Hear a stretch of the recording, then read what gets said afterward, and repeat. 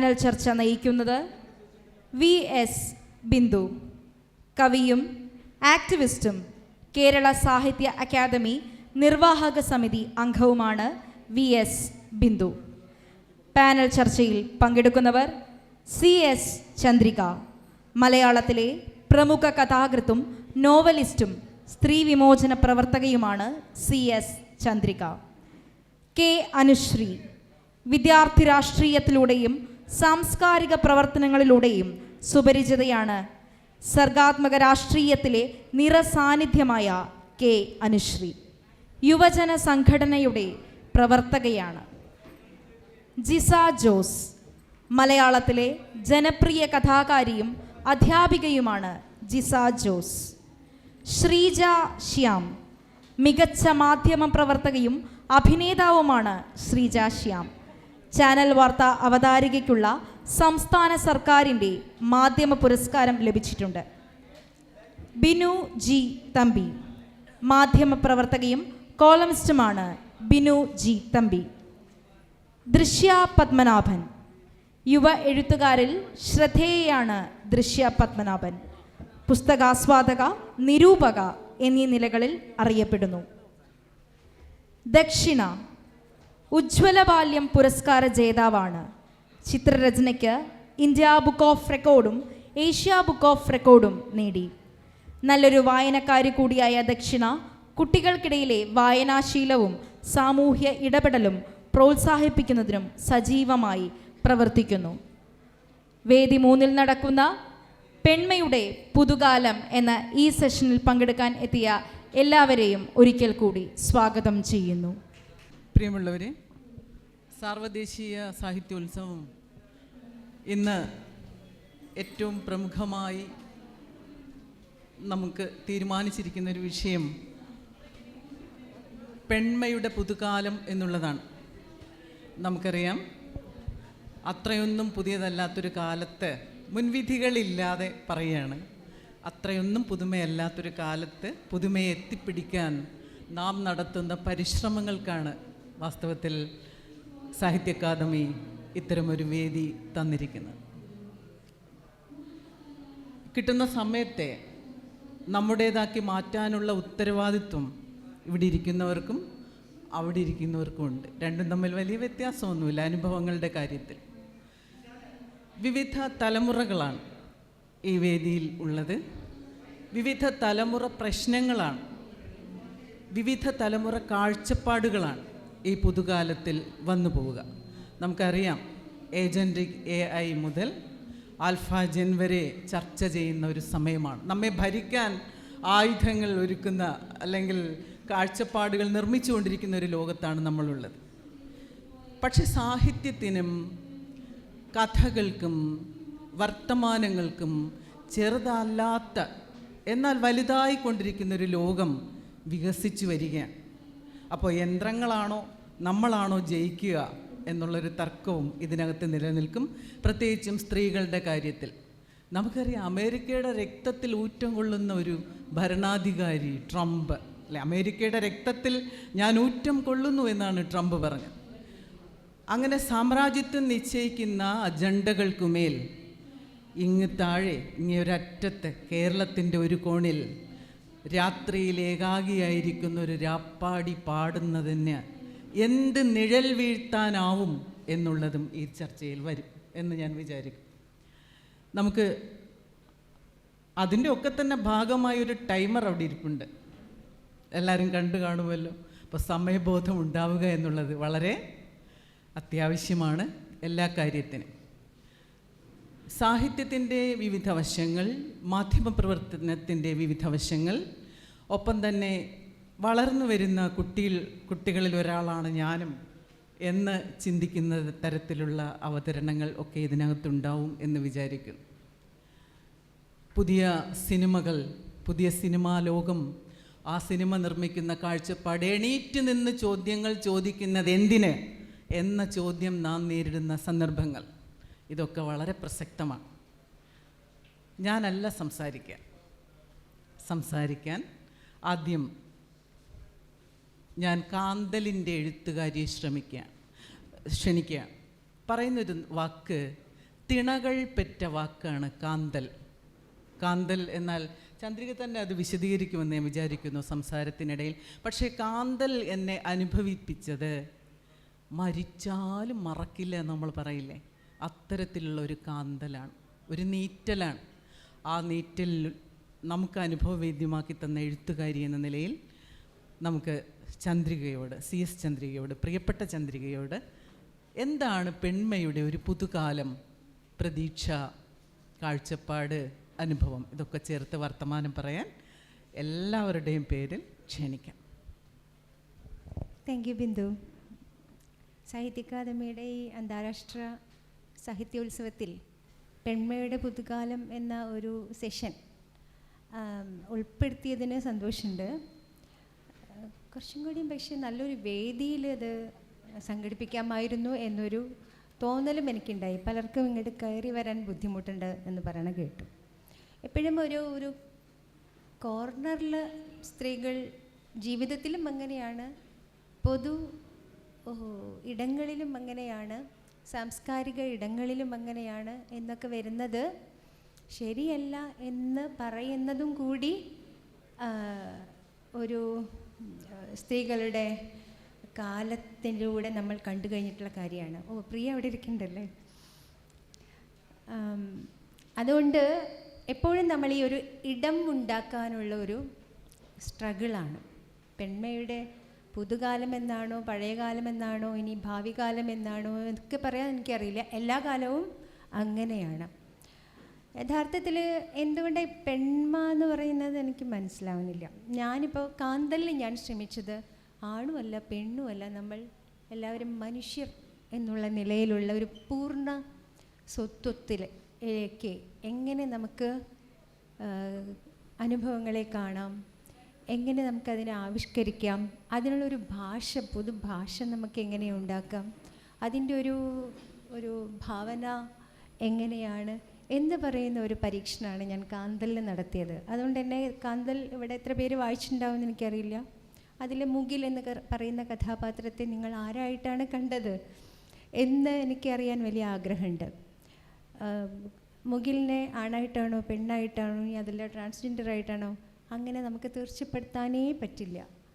അത് വായനക്കാരുടെ അനുഭവത്തിൽ എന്താണോ അത് ഭാവന ചെയ്യാനുള്ള ഒരു മനുഷ്യൻ എന്നുള്ള രീതിയിൽ, മനുഷ്യൻ മാത്രമല്ല, അതിലൊരു കടുവയും കാടും ഈ പറയുന്ന എല്ലാ പ്രപഞ്ച പ്രതിഭാസങ്ങളും എല്ലാം ഉൾക്കൊള്ളുന്ന ഒരു അനുഭവം നമുക്ക് വായനക്കാർക്ക് കൊടുക്കണം എന്നുള്ളതുകൊണ്ടാണ് ഞാൻ കാന്തൽ അങ്ങനെയും അത്രയും പെയിൻ എടുത്തിട്ട് എഴുതിയത്.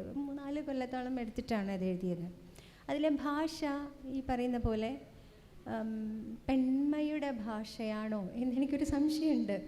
അങ്ങനെയല്ല, ഞാനൊരു മനുഷ്യ ഭാഷ നമുക്ക് ശരിയാണ്. ഭാഷയിലെ ജെൻഡറുണ്ട്, അത് യാതൊരു സംശയമില്ല, അതിലേക്ക് ഞാൻ പിന്നെ വരാം. പക്ഷേ ഈ ഫെമിനിസം എന്ന് പറയുന്നത് നമുക്കറിയാലോ, ഈ വിമൻസ് റൈറ്റിംഗ് അതിൻ്റെയൊക്കെ തലത്തിലാണ് ഈ പെൺമയുടെ പുതുകാലം എന്ന് പറയുന്ന പേരിട്ടതെന്ന് എനിക്ക് തോന്നുന്നു. വിമൻസ് റൈറ്റിംഗ് എന്ന് പറയുന്ന ഒരു ഡിസ്റ്റിങ്ക്റ്റ് ഐഡൻറ്റിറ്റി സാഹിത്യ വ്യവഹാരത്തിലുണ്ടായത് 1960കളോട് കൂടിയിട്ടാണെന്ന് നമുക്കറിയാം. അത് ഒരു ധാരാളമായിട്ട് കൾച്ചറൽ സ്റ്റഡീസിനും വിമൻസ് സ്റ്റഡീസിനും ഒക്കെ കോൺട്രിബ്യൂട്ട് ചെയ്തിട്ടുണ്ട്. നമുക്കറിയാം 1960കൾ മുതൽ എല്ലാ സ്ത്രീകൾ എഴുതിയിട്ടുള്ളത് ലോകമാകെ, കേരളത്തിലും ഇന്ത്യൻ സാഹിത്യത്തിലും ലോക സാഹിത്യത്തിലൊക്കെ അതിനു മുമ്പേ തന്നെ സ്ത്രീകൾ എഴുതിയിട്ടുണ്ട്. പക്ഷേ സ്ത്രീകൾ എഴുതുന്നത് അതിൻ്റെ ഒരു സോഷ്യൽ പൊളിറ്റിക്കൽ കൾച്ചറൽ ബാക്ക്ഗ്രൗണ്ട് വേറെയാണ് എന്നുള്ളത് കൃത്യമായിട്ടുള്ള ഒരു വിശകലന പദ്ധതി എന്നുള്ള രീതിയിൽ വിമൻസ് റൈറ്റിംഗ് അക്കാഡമിക്കായിട്ട് എമർജ് ചെയ്ത് വന്നത് 1960കളോട് കൂടിയിട്ടാണ്. അതിനുശേഷം സാഹിത്യ രംഗത്തെ തന്നെ അത് ആകെ പിടിച്ചു കുലുക്കിയിട്ടുണ്ട്. അതുവരെയും വളരെ സ്വസ്ഥമായി എഴുതിക്കൊണ്ടിരുന്ന സാഹിത്യത്തിൻ്റെ ചില പരമ്പരാഗത പാട്രിയാർക്കലായിട്ടുള്ള മൂല്യബോധങ്ങളോട് ശക്തമായി അടഞ്ഞുകൊണ്ട്, അല്ലെങ്കിൽ അതിനെ അതിഭയങ്കരമായിട്ട് പിടിച്ചു കുലുക്കിക്കൊണ്ടാണ് ഈ വിമൻസ് റൈറ്റിംഗ് എന്ന് പറയുന്ന ഡിസ്കോഴ്സ് സാഹിത്യരംഗത്ത് ലോകമാകെയും, അത് ഇന്ത്യൻ സാഹിത്യരംഗത്തും മലയാള സാഹിത്യരംഗത്തും ഒക്കെ അല്ലയടിക്കുകയാണ് ചെയ്തത്. നമുക്കറിയാം സരസ്വതിയും അതുപോലെ തന്നെ ലളിതാംബികാന്തർജനും 1930 മുതൽ എഴുതിയിട്ടുണ്ടെന്ന് നമുക്കറിയാം. അപ്പം നമ്മളതിനെ വിമൻസ് റൈറ്റിംഗ് എന്ന് പറഞ്ഞിട്ടുമില്ല. തകഴിയുടെയും ദേവിൻ്റെയും ബഷീറിൻ്റെയും പുളിമാന പരമേശ്വരൻ പിള്ളയുടെയും ഒക്കെ ആ കാലത്ത് ഇവരങ്ങ് എഴുതുകയാണ് ചെയ്തത്. പക്ഷേ ഇവരുടെ രണ്ടുപേരുടെയും അനുഭവങ്ങൾ, സാഹിത്യരചന അനുഭവങ്ങൾ നമ്മൾ വായിക്കുമ്പോൾ നമുക്കറിയാം എന്തുമാത്രം ബുദ്ധിമുട്ടിയിട്ടാണ് ആ ഒരു പാട്രിയാർക്കിനോട് എന്താ പറയുക, ഓരോ എഴുത്തുകാരനും ഒരു പാട്രിയാർക്കാണ്, ഒരു കുലപതിയായിരുന്നു ആ കാലത്ത്. തകഴി ലളിതാംബികാന്തർജനത്തെ വളരെ പരിഹസിച്ചുകൊണ്ടൊരു കഥ എഴുതിയിട്ടുണ്ട്. അതുപോലെ കെ സരസ്വതിയമ്മ ഒരുപാട് സരസ്വതിയമ്മയെക്കുറിച്ചിട്ടുള്ളൊരു പുസ്തകം ഞാൻ എഴുതിയിട്ടുണ്ട്. അതിൽ അക്കാര്യങ്ങൾ വിശദീകരിക്കുന്നുണ്ട്. ഒരുപാട് വേദനിച്ചിട്ടുണ്ട്, അവഗണിക്കപ്പെടുന്നതിനെ പ്രതി ഒരുപാട് വേദനിച്ചിട്ടുണ്ട്. മരിക്കുമ്പോൾ പോലും ആഗ്രഹിച്ചുകൊണ്ടിരുന്നത് തൻ്റെ കഥകളുടെ ഒരു സമാഹാരം, സമ്പൂർണ്ണ സമാഹാരം കാണണമെന്ന ആഗ്രഹം സാധിക്കാതെയാണ് മരിച്ചുപോയത്. ഇപ്പോഴാണ് ഈ വിമൻസ് റൈറ്റിംഗ് എന്ന് പറയുന്ന ഒരു അക്കാഡമിക് ഡിസ്കോഴ്സ് ഉയർന്നു വന്നതിന് ശേഷമാണ് നമ്മൾ കെ സരസ്വതിയമ്മയെ വീണ്ടും പഠിക്കാൻ തുടങ്ങിയത്. ഇപ്പോൾ ലളിതാംബിക അന്തർജനത്തിൻ്റെ പേരിൽ സാഹിത്യ അക്കാദമി തന്നെ ലൈബ്രറിക്ക് പേരിടുന്നു. അത് സ്ത്രീകളുടെ ഭാഗത്തു നിന്ന് വന്ന ആവശ്യത്തിൻ്റെ ഫലമായിട്ട് കൂടിയിട്ടാണ്. പ്രത്യേകിച്ച് തനൂജ ഫേസ്ബുക്കിൽ എഴുതിയത് എല്ലാ സ്ത്രീകളും അല്ലേ, ഒരുപാട് എഴുത്തുകാരികളും അല്ലാത്തവരും ഒക്കെ അത് ഷെയർ ചെയ്യുകയും അതൊരു വലിയ പബ്ലിക് വോയിസ് ആയിട്ട് വരികയും ചെയ്തതിൻ്റെ ഭാഗമായിട്ടാണെന്നാണ് ഞാൻ വിചാരിക്കുന്നത്. അല്ലാതെ ഒന്നും ആരും അങ്ങനെ ചെയ്യില്ല. അതുകൊണ്ട് സ്ത്രീകളിങ്ങനെ എന്താണ് തങ്ങളുടെ ഭാഷ, തങ്ങളുടെ അനുഭവം, തങ്ങൾ ജീവിക്കുന്ന സമൂഹം, തങ്ങളുടെ മനസ്സെന്താണ്, തങ്ങളുടെ എന്താ പറയുക മാനസികാവസ്ഥ എന്താണ് തുടങ്ങിയിട്ടുള്ള കാര്യങ്ങൾ മുഴുവൻ എഴുതാൻ തുടങ്ങിയതിനെയാണ് നമ്മൾ ഈ പറയുന്ന, ഞാൻ ഇൻവെർട്ടഡ് കോമയിൽ പെൺമ എന്നിടുക, ആ ഒരു ജെൻഡർ എന്നുള്ള അർത്ഥത്തിൽ വേണമെങ്കിൽ നമുക്കതിനെ കാണാനായിട്ട് പറ്റും. പക്ഷേ ജെൻഡർ ആണെങ്കിലും ഇപ്പോൾ അങ്ങനെ ഒരു ദ്വന്ദ്വമായിട്ടൊന്നുമല്ല നമ്മൾ കാണുന്നത്. സ്ത്രീ പുരുഷൻ അങ്ങനെയേ അല്ല, ജെൻഡർ ഫ്ലൂയിഡിറ്റി എന്ന് പറയുന്ന ഒരു തലത്തിലാണ് നമ്മൾ ഇന്ന് ജീവിതങ്ങളെ മനസ്സിലാക്കുന്നത്. കാന്തലിൽ ഞാൻ അതാണ് എഴുതിയിട്ടുള്ളത്. നമുക്ക് അതുകൊണ്ടാണ് ഈ മുകിലെന്ന് പറയുന്ന കഥാപാത്രത്തെ പലരും ആദ്യം വായിക്കുമ്പോൾ പുരുഷനായിട്ട് സങ്കല്പിക്കുന്നുണ്ട്, കുറച്ച് കഴിയുമ്പോൾ സ്ത്രീയായിട്ട് സങ്കല്പിക്കുന്നുണ്ട്, തോന്നുന്നുണ്ട്, സംശയം തോന്നുന്നുണ്ട്. ചിലർ പറയുന്നത് ഇത് ട്രാൻസ്ജെൻഡർ ആണോ എന്ന് തോന്നുന്നുണ്ട്. അതായത് ഏത് ഘട്ടത്തിലും നമ്മുടെയൊക്കെയും സെക്ഷുവാലിറ്റി എന്ന് പറയുന്നത്, നമ്മുടെ ജെൻഡർ ഐഡൻറ്റിറ്റി എന്ന് പറയുന്നത് അത് സ്റ്റാഗ്നൻ്റ് അല്ല എന്നുള്ള യാഥാർത്ഥ്യം നമ്മൾ തിരിച്ചറിയുന്നുണ്ട്. അത് ഫ്ലൂയിഡാണ്, അതിങ്ങനെ മാറി മറിഞ്ഞുകൊണ്ടിരിക്കും. നാം അതിന് തയ്യാറാണോ, അതിനെ കേൾക്കാൻ, അറിയാൻ, അനുഭവിക്കാൻ, ആവിഷ്കരിക്കാൻ അല്ലെങ്കിൽ കമ്മ്യൂണിക്കേറ്റ് ചെയ്യാൻ നാം തയ്യാറാണോ, അതിനുള്ള ധൈര്യം നമുക്കുണ്ടോ എന്നുള്ളതിലാണ് കാര്യം. നമ്മുടെ കുടുംബങ്ങളിൽ നമ്മൾ അതൊന്നും സംസാരിക്കുകയൊന്നുമില്ല. നമ്മൾ കുടുംബം എന്നൊരു ഭാര്യ, ഭർത്താവ്, കുട്ടികൾ, ഇതെല്ലാം ഓരോ ഇൻസ്റ്റിറ്റ്യൂഷനായിട്ട് ഇങ്ങനെ നിൽക്കുകയാണ്. ഭർത്താവ് എന്ന് പറയുന്ന റോളിൽ ഭർത്താവ് തൻ്റെ ഇല്ലാത്ത എന്താ പറയുക ഒരുതരം സമൂഹം അടിച്ചേൽപ്പിക്കുന്ന ഒരുതരം മസ്കുലിനിറ്റി ഉണ്ടല്ലോ, പൗരുഷം എന്ന് പറയുന്നത്, അതിങ്ങനെ പെരുപ്പിച്ച് വീർപ്പിച്ച് ആ റോൾ ഇങ്ങനെ പെർഫോം ചെയ്യാനായിട്ട് ശ്രമിച്ചുകൊണ്ടിരിക്കുക. ശരി. അപ്പം എനിക്കിത്രയാണ് ഈ ഒരു റൗണ്ടിൽ എനിക്ക് പറയാൻ തോന്നിയത്. ഈ പെൺമ എന്ന് പറയുന്നത് അതിൻ്റെ ഒരു കോൺസെപ്റ്റ് തന്നെ മാറിയിരിക്കുന്നു. നമ്മൾ കുറേ കൂടിയും ജെൻഡർ ഫ്ലൂയിഡ് ആയിട്ടുള്ള തരത്തിലേക്ക് നമ്മുടെ ഉള്ളിൽ തന്നെ ഓരോ സ്ത്രീയുടെ ഉള്ളിലെയും പരിപൂർണമായിട്ടുള്ള ഒരു ജെൻഡർ ഐഡൻറ്റിറ്റി എന്ന് പറയുന്നത് പുരുഷനെന്ന് നമ്മൾ പറയുന്ന, എനിക്കിപ്പോഴും അങ്ങനെയൊക്കെ പറയാം, എങ്കിലും ഒരു ബുദ്ധിമുട്ടാണ്. ശാരീരികമായിട്ടുള്ള വ്യത്യാസങ്ങളെ നമുക്കുള്ളൂ, മാനസികമായിട്ട് നമ്മളെല്ലാം ലിബറേറ്റഡ് ആയിട്ടുള്ള ഒരു ഹ്യൂമൻ ബീയിങ് ആണെങ്കിൽ നമുക്കെല്ലാം ഉള്ളത് ഒരേ തരം ചിന്തകളും ആകുലതകളും വിഷമങ്ങളും സന്തോഷങ്ങളും ഒക്കെ തന്നെയാണെന്നാണ് ഞാൻ വിചാരിക്കുന്നത്. പറഞ്ഞാൽ അവസാനിക്കാത്തതും അപൂർണവുമായ ഒരു വിഷയത്തെക്കുറിച്ചാണ് നമ്മൾ ചർച്ച ചെയ്തുകൊണ്ടിരിക്കുന്നത്. അപ്പോൾ ഇവിടെ അവസാനിക്കുന്നില്ല ചന്ദ്രികയുടെ വാദമുഖങ്ങളൊന്നും തന്നെ. നമുക്കറിയാം, ഇടം നേടാനായൊരു പോരാട്ടം എന്നൊരു പുസ്തകം തന്നെയുണ്ട് മലയാളത്തിൽ. അപ്പോൾ ഇടം നേടാനായൊരു പോരാട്ടം നമുക്ക് തുടരുക തന്നെ വേണം എന്നുള്ളത് കൂടെ ഇന്ന് വ്യക്തമാവുകയാണ്. അപ്പോൾ ടീച്ചറുടെ മുക്തിവാഹിനിയാണ് ഞാനൊരു പക്ഷേ നെഞ്ചോട് നമ്മളെല്ലാവരും ചേർത്ത് വെക്കുന്ന ഒരു പുസ്തകം. ഫ്രീഡം ഫൈറ്റേഴ്സ് എന്നൊരു അർത്ഥം ആ വാക്കിനുണ്ടെന്ന് ഞാൻ വിചാരിക്കുന്നു, മുക്തിവാഹിനി എന്നുള്ളതിന്, പോരാളികൾ എന്നുള്ള അർത്ഥത്തിൽ. പെൺമ, ജർമ്മൻ ഗ്രീറിനെ പോലുള്ള ആളുകൾ, ഫെമിനിസ്റ്റുകൾ, ഫിലിം മേക്കേഴ്സ്, അവരൊക്കെ പറഞ്ഞിട്ടുള്ള ഡയറക്ടേഴ്സ് ഈ പെൺമ എന്നുള്ള വാക്കിനെ നന്നായിട്ട് അഡ്രസ്സ് ചെയ്തിട്ടുണ്ട്. അപ്പോൾ അതിന്മേൽ അങ്ങനെ ഒരു സാധനം ഉണ്ട് എന്ന് വിചാരിച്ച് തന്നെ നമുക്ക് ചർച്ചയിൽ സംസാരിക്കാം. Thank you. എല്ലാവർക്കും നമസ്കാരം. ഞാനും തുടങ്ങുമ്പോൾ ലളിതാംബിക അന്തർജനത്തെ ഓർത്തുകൊണ്ട് തുടങ്ങുകയാണ്. അത് അവർ പറയുന്നുണ്ട് സാഹിത്യത്തിൽ സ്ത്രീകൾ എന്ന് പറയുന്നത് ഒരു സംവരണ വർഗമാണെന്ന്, തീണ്ടലും തൊടിയിലും ഐത്തവും അവർക്കുണ്ടെന്ന്. അത് എഴുതിയത് ഒരുപാട് കാലം മുമ്പാണ്. പക്ഷെ അന്ന് അവരുടെ അനുഭവ പരിസരങ്ങളിൽ വെച്ചിട്ടായിരിക്കും അത് പറഞ്ഞിട്ടുണ്ടാവുക. പക്ഷേ എനിക്ക് തോന്നുന്നു ഇപ്പോഴും അത് ഏറിയും കുറഞ്ഞും അല്ലെങ്കിൽ പല രീതിയിൽ നമ്മളുടെ സമൂഹത്തിൽ നമ്മളുടെ പൊതുബോധത്തിൽ നിൽക്കുന്നുണ്ട്. ഇപ്പോൾ എപ്പോഴും ഞാൻ ആലോചിക്കുന്നത്, ഇപ്പം നമ്മൾ ഏത് ലിറ്ററേച്ചർ ഫെസ്റ്റിവലുകളായാലും എന്ത് പ്രോഗ്രാം ആയാലും അവിടെ സ്ത്രീകൾക്ക് വേണ്ടിയിട്ട് ഒരു പ്രോഗ്രാം ഉണ്ടാവും, ഇതുപോലെ ഒരു ടൈറ്റിൽ ഉണ്ടാവും. അപ്പോൾ അവിടെ കുറച്ച് സ്ത്രീകൾ നിരന്നിരുന്നിട്ട് അവരുടെ പ്രശ്നങ്ങളെക്കുറിച്ച് പറയും, അവരുടെ എഴുത്തായാലും എന്ത് മേഖലയായാലും. അപ്പോൾ അത് കേൾക്കാൻ ഭൂരിപക്ഷം സ്ത്രീകളായിരിക്കും ഉണ്ടാവുക, കുറച്ച് പുരുഷന്മാർ ചിലപ്പോൾ ഉണ്ടാവും. അപ്പോൾ ആരെങ്കിലും ഒരാൾ എഴുന്നേറ്റ്, ഒരു പുരുഷൻ നിർബന്ധമായിട്ടും എഴുന്നേറ്റ് നിന്ന് ചോദിക്കും, നിങ്ങൾക്ക് എന്തിൻ്റെ കുറവാണ്, നിങ്ങളിവിടെ വന്നിരിക്കുന്നില്ലേ? എൻ്റെ വീട്ടിൽ ഞാൻ എല്ലാ സ്വാതന്ത്ര്യവും കൊടുക്കുന്ന ഒരു ഭാര്യയുണ്ട്. ഇത് ഞാൻ എൻ്റെ അനുഭവമാണ് പറയുന്നത്. അപ്പോൾ പല സ്ഥലത്തുനിന്ന് ഇത് കേട്ടിട്ടുണ്ട്.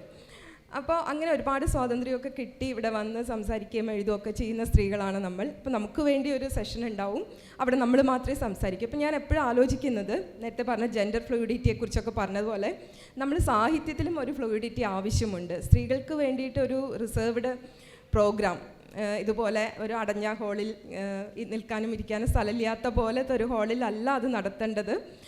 തീർച്ചയായിട്ടും സ്ത്രീകളുടെ എഴുത്തിനെക്കുറിച്ചും അവരുണ്ടാക്കിയ മാറ്റങ്ങളെക്കുറിച്ചും സാമൂഹികമായാലും സാഹിത്യമായാലും ഏത് രംഗത്തായാലും അതിനെക്കുറിച്ചൊക്കെ സംസാരിക്കാൻ പുരുഷന്മാരും കൂടി ഇരിക്കേണ്ടതുണ്ട് എന്ന് തന്നെയാണ് ഞാൻ വിശ്വസിക്കുന്നത്. അപ്പോൾ എന്തുകൊണ്ട് ഇവിടെ ഒരു 2-3 പുരുഷന്മാർക്ക് ഇരുന്നും കൂടാ? അവർക്ക് അവരുടെ എഴുത്തിനെക്കുറിച്ചല്ല, അവരെങ്ങനെ സ്ത്രീകളുടെ എഴുത്തിനെ കാണുന്നു, അവർ പുതിയ ലോകത്തെ കാണുന്നു. പെൺമയുടെ പുതുകാലം എന്നുള്ള ടൈറ്റിലിന് ഒരുപാട് സാധ്യതകളുണ്ട്. അപ്പോൾ അത് തീർച്ചയായിട്ടും ആവശ്യമാണ്. അപ്പോൾ എനിക്ക് ഏത് വിഷയത്തിലും ഇത് തോന്നാറുണ്ട്. നമ്മൾ സ്ത്രീകളുടെ പ്രശ്നങ്ങളെക്കുറിച്ച് പറയുമ്പോൾ അത് സ്ത്രീകളുടെ മാത്രം പ്രശ്നമാണ്, നിങ്ങൾ തന്നെ അത് പരിഹരിക്കണം, നിങ്ങളതിനെക്കുറിച്ച് ചർച്ച ചെയ്തോളൂ എന്നുള്ള രീതിയിലുള്ള ഒരു സമീപനം എപ്പോഴും കാണാറുണ്ട്. നമ്മൾ ആ പൊതുബോധത്തിൽ നിന്ന് പുറത്ത് കടക്കണം. ശരിക്കും അതിനെ ഉടച്ച് കളയണം. ഞാൻ പ്രതീക്ഷിക്കുകയാണ് അടുത്ത വർഷങ്ങളിലെങ്കിലും ഇങ്ങനെ ഒരു സെപ്പറേറ്റ് പെണ്ണുങ്ങൾ മാത്രമുള്ള, അല്ലെങ്കിൽ പെണ്ണുങ്ങളുടെ കാര്യം പറയുന്ന ഒരു സെഷൻ ആവശ്യമില്ല എന്ന് തന്നെ ഞാൻ വിചാരിക്കുന്നു. അത്തരം ഒരു വിശാലതയിലേക്ക് കൂടി നമ്മൾ മാറേണ്ടതുണ്ട് പുതിയ കാലത്തും. ഇപ്പോൾ ലളിതാംബിക അന്തർജനം ആ ഒരു കാലത്ത് പറഞ്ഞത് തന്നെ നമ്മൾ തുടരേണ്ട ആവശ്യമില്ല എന്നാണ് എനിക്ക് തോന്നുന്നത്. ഒറ്റ കാര്യം കൂടി പറയാം, ലളിതാംബിക അന്തർജനത്തിൻ്റെ പേരിൽ ഒരു ലൈബ്രറി ഹോൾ ഇവിടെ വരാൻ പോവാണ്. അപ്പോൾ വളരെ ഞാനിങ്ങനെ ഒരു എന്താ പറയുക, ഒരു അന്വേഷണത്തിൻ്റെയോ പഠനത്തിൻ്റെയോ ഒന്നും ഭാഗമായിട്ടല്ല, പക്ഷെ വെറുതെ ഒരു കൗതുകത്തിൻ്റെ പേരിൽ ഞാൻ കോഴിക്കോട് താമസിക്കാൻ തുടങ്ങിയപ്പോൾ അവിടുത്തെ റോഡുകളുടെ പേരിങ്ങനെ നോക്കാൻ തുടങ്ങി. ഒരുപാട് പേരുണ്ട്, ഒരുപാട് റോഡുകളുണ്ട്, പല പേരുകൾ, വളരെ പ്രശസ്തരായവരെയും ലോക്കലായിട്ടുള്ള ആൾക്കാരുടെയും ഒക്കെ പേരുള്ള റോഡുകളുണ്ട്. പക്ഷെ അതിൽ ഒരു സ്ത്രീയുടെ പേരുള്ള ഒരൊറ്റ റോഡ് മാത്രമേ ഞാൻ കണ്ടിട്ടുള്ളൂ. അത് ഞാനൊരു ആധികാരികമായ പഠനമൊന്നും നടത്തിയതല്ല, ഞാനിങ്ങനെ ശ്രദ്ധിച്ചതാണ്. അപ്പോൾ ഇവിടെയും അക്കാദമിയുടെ പേരിടുന്ന ഹാളിൻ്റെ പേരും ആ വിവാദമൊക്കെ ഞാൻ ഓർക്കുകയാണ്. അപ്പോൾ എന്തായാലും ലൈബ്രറി ഹാളിൽ ലളിതാംബിക അന്തർജനത്തിൻ്റെ പേര് വരുന്നുണ്ട്. അവരൊരു കാര്യം കൂടി പറഞ്ഞിരുന്നു, ഒരു 67 വയസ്സിലാണ് അവർ നോവൽ എഴുതിയത്, അഗ്നിസാക്ഷി. അപ്പോൾ ആ നോവൽ അതിനെക്കുറിച്ച് പറഞ്ഞത്, അവർ വളരെ ബൃഹത്തായ ഒരു നോവലാണ് സങ്കല്പിച്ചത്, 3 ഭാഗങ്ങളൊക്കെയുള്ള വലിയൊരു നോവലാണ് സങ്കല്പിച്ചത്. പക്ഷെ അതുപോലെ എഴുതാൻ പറ്റിയില്ല, ചെറിയ നോവലായിപ്പോയി.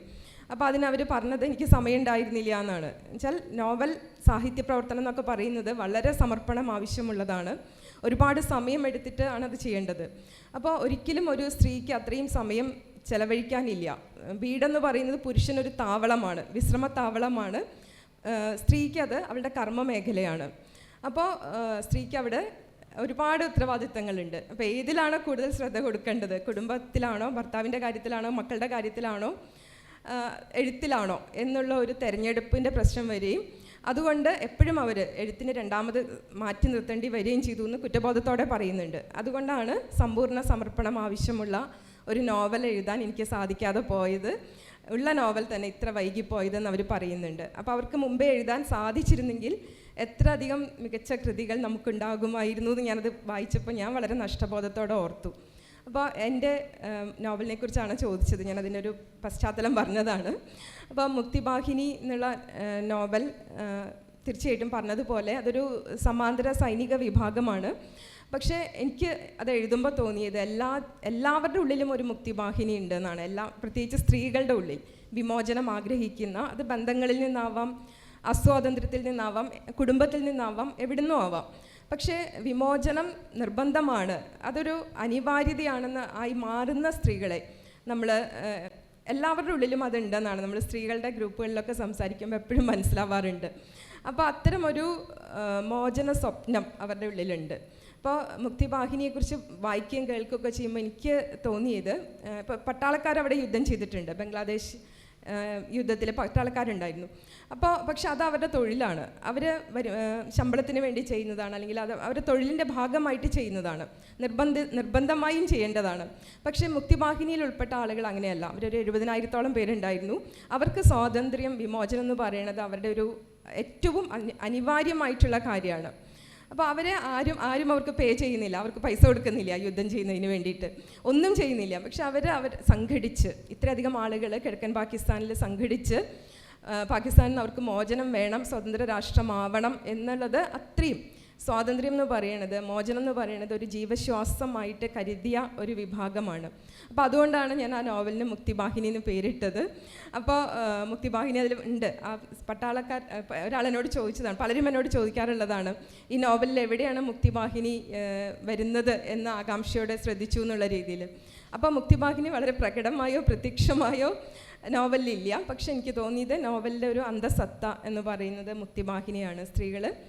പ്രത്യേകിച്ച് സ്ത്രീകൾ അവർ ആഗ്രഹിക്കുന്ന ഒരു വിമോചനം, അവർ പലതരത്തിലും അവർ കെട്ടുപാടുകളിലാണ്. അപ്പോൾ അവർക്ക് മോചനം കിട്ടിയേ മതിയാവൂ, എങ്കിലേ അവർക്ക് നിലനിൽക്കാൻ പറ്റൂ. ഇപ്പോൾ പലപ്പോഴും എഴുത്തെന്ന് പറയുന്നത് ഒരു അതിജീവനത്തിൻ്റെ ശ്രമം കൂടിയാണ്. എനിക്ക് തോന്നിയിട്ടുള്ളത്, ഇപ്പം എനിക്ക് അറിയില്ല അതെങ്ങനെയാണ് പറയേണ്ടതെന്ന്, പുരുഷന്മാരുടെ എഴുത്തും സ്ത്രീകളുടെ എഴുത്തും വ്യത്യാസം ഉണ്ടാവും തീർച്ചയായിട്ടും. ഇപ്പോൾ ലളിതാംബിക അന്തർജനം പറഞ്ഞത് തന്നെ ഉദാഹരണമാണ്. അപ്പോൾ നമ്മളൊന്നും ഈ സാമ്പ്രദായികമായിട്ടുള്ള കുടുംബ വ്യവസ്ഥകളിൽ നിന്നൊന്നും മോചിതരല്ല. അപ്പോൾ ആ ഒരു സിസ്റ്റത്തെ തന്നെയാണ് പിന്തുടരുന്നത്. അപ്പോൾ പലതരത്തിലുള്ള പ്രശ്നങ്ങൾ സ്ത്രീകൾ എഴുതുമ്പോൾ പ്രത്യേകമായിട്ടുള്ള ഓഡിറ്റിംഗ് ഒക്കെ വരും. ഇതെങ്ങനെ എഴുതി, നമ്മൾ പണ്ട് മുച്ചിലോട്ട് ഭഗവതിയുടെ തെയ്യം ആ കഥയിൽ തോറ്റത്തിൽ പറയുന്ന പോലെ ഏറ്റവും വലിയ വേദന പ്രസവ വേദനയാണെന്ന് പറയുമ്പോൾ പ്രസവിക്കാത്തൊരു സ്ത്രീ എങ്ങനെ അത് പറയും, ഏറ്റവും നല്ല സുഖം രതിസുഖമാണെന്ന് പറയുമ്പോൾ അതെങ്ങനെ കന്യകയായിട്ടുള്ളൊരു സ്ത്രീ പറയും എന്നൊക്കെയുള്ള ചോദ്യങ്ങൾ അത് ആ കാലത്താണ്, തോറ്റംപാട്ടിലാണ്. പക്ഷേ അത് പലതരത്തിൽ ഒളിഞ്ഞും തെളിഞ്ഞും ഒക്കെ പുതിയ കാലത്തും എഴുത്തുകാരികൾ നേരിടേണ്ടി വരാറുണ്ട്. അപ്പോൾ അതിനെയൊക്കെ മറികടക്കുക എന്നുള്ളത് അതെനിക്ക് തോന്നുന്നു, നിങ്ങൾ എന്തിനാണ് ഇതിനൊക്കെ പറയുന്നത്, ഇപ്പം അങ്ങനത്തെ പ്രശ്നങ്ങളൊന്നും ഇല്ലല്ലോ എന്നാണ് എല്ലാവരും ചോദിക്കുക. പക്ഷെ അത് ഇങ്ങനെ ആയിരിക്കില്ല. പക്ഷെ പലതരത്തിലും എഴുതുന്ന സ്ത്രീകൾ, ചിന്തിക്കുന്ന സ്ത്രീകൾ അത് ഇത്തരം ചോദ്യങ്ങൾ നേരിടേണ്ടി വരാറുണ്ട്. ഇത്തരം ഓഡിറ്റിങ്ങുകൾ അവർക്കുണ്ട്.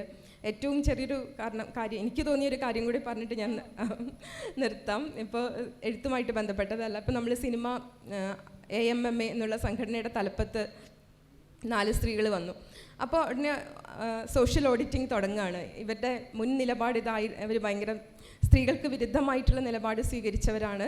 അപ്പോൾ അതുകൊണ്ട് ഇവരൊന്നും ചെയ്യില്ല, ഇതിൽ സന്തോഷിക്കാനില്ല, ആ രീതിയിലാണ് പലപ്പോഴും അതിനെ ഒരുപാട് അങ്ങനത്തെ ഞാൻ വായിച്ചു, കുറിപ്പുകൾ വായിച്ചു.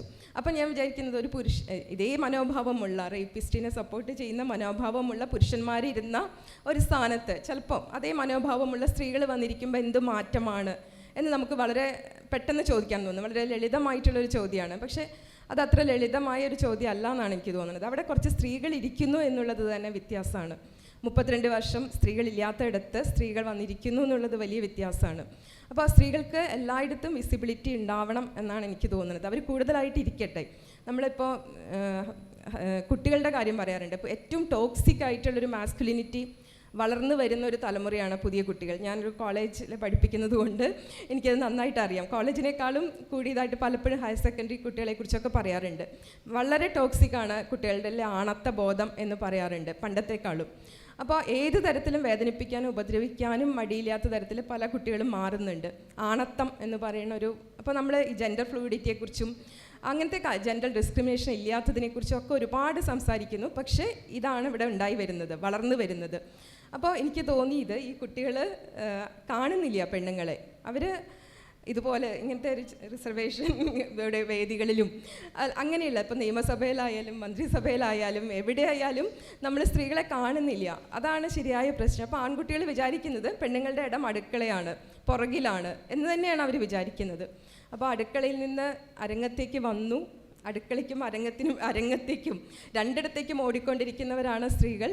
പക്ഷേ ഇപ്പോൾ ഈ സ്ത്രീകൾ എപ്പോഴും അരങ്ങത്ത് എപ്പോഴും പ്രധാനപ്പെട്ട വേദികളിലൊക്കെ എപ്പോഴും പുരുഷന്മാർ നിരന്നിരിക്കുന്നു എന്നുള്ളത്, അതാണ് കുട്ടികൾ കാണുന്നത്. അത് അവരുടെ ആണത്ത ബോധത്തെ വല്ലാതെ പരിപോഷിപ്പിക്കുന്നുണ്ട്. അപ്പോൾ അത്തരം കാഴ്ചകളില്ലാതാവണം. സ്ത്രീകൾ കൂടുതൽ കൂടുതൽ നേതൃനിരയിൽ മുൻനിരയിൽ വരണം എന്നാണ് എനിക്ക് തോന്നിയിട്ടുള്ളത്. അതെല്ലാ മേഖലയിലും എഴുതുന്ന സ്ത്രീകളെയും. ഒരു കാര്യം കൂടി, അപ്പോൾ ഞാൻ മുമ്പ് പറഞ്ഞിട്ടുണ്ടോയെന്ന് അറിയില്ല, വെർജിനിയ വൂൾഫ് പറഞ്ഞതാണ്, സ്ത്രീകളുടെ കലാരംഗത്തും സാഹിത്യരംഗത്തും ഒക്കെയുള്ള സ്ത്രീകളുടെ എഴുതുകയും പാടുകയും സംഗീതം കൊടുക്കുകയൊക്കെ ചെയ്യുമ്പോൾ നായ പിൻകാലിൽ നടക്കുന്ന പോലെ എന്ന് പറയുന്നുണ്ട്. എന്നുവെച്ചാൽ നായ പിൻകാലിൽ നടക്കുന്നത് കാണാൻ ഒരു രസമില്ല, ഒരു വൃത്തികേടാണ്. പക്ഷേ ആളുകൾ എന്നിട്ടും ഇതിങ്ങനെ നടക്കുന്നുണ്ടല്ലോ എന്ന് വിചാരിച്ചിട്ട് അവർ കൈയടിക്കും. അതുപോലെയാണ് സ്ത്രീകളുടെ എഴുത്ത്, സ്ത്രീകളുടെ മറ്റ് കലാപ്രവർത്തനങ്ങൾ എന്നാണ് പറയുന്നത്. അപ്പോൾ നിങ്ങളിത് ചെയ്യുന്നുണ്ടല്ലോ, ചെയ്യുന്നത് ഭയങ്കര ബോറാണ്, പക്ഷെ എന്നാലും ചെയ്യുന്നുണ്ടല്ലോ എന്ന രീതിയിലുള്ള ഒരു കയ്യടിയാണ് പലപ്പോഴും സ്ത്രീകൾക്ക് കിട്ടുന്നത്. അപ്പോൾ ആ മനോഭാവവും മാറാനുണ്ട്.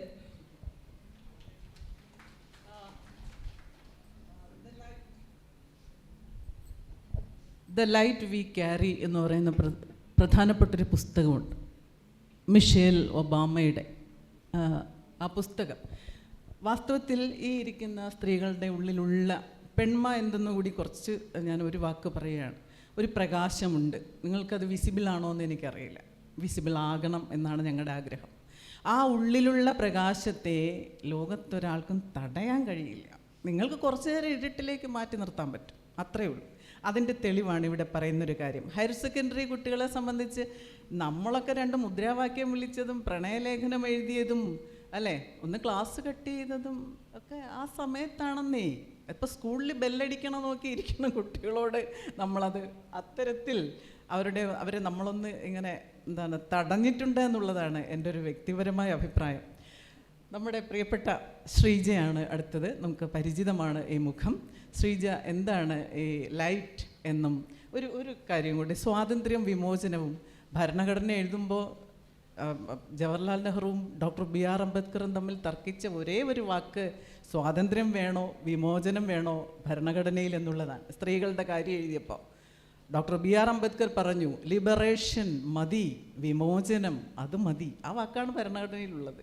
അപ്പോൾ അത്തരത്തിൽ പ്രധാനപ്പെട്ടൊരു കാഴ്ചപ്പാടിലാണ് നമ്മൾ ഇവിടെ രൂപീകരിക്കുമെന്നൊന്നും നമുക്ക് അഭിപ്രായമില്ല. പക്ഷേ ഉള്ളിലുള്ള വെളിച്ചം നമ്മളിവിടെ പരന്നൊഴുകുക തന്നെ ചെയ്യും.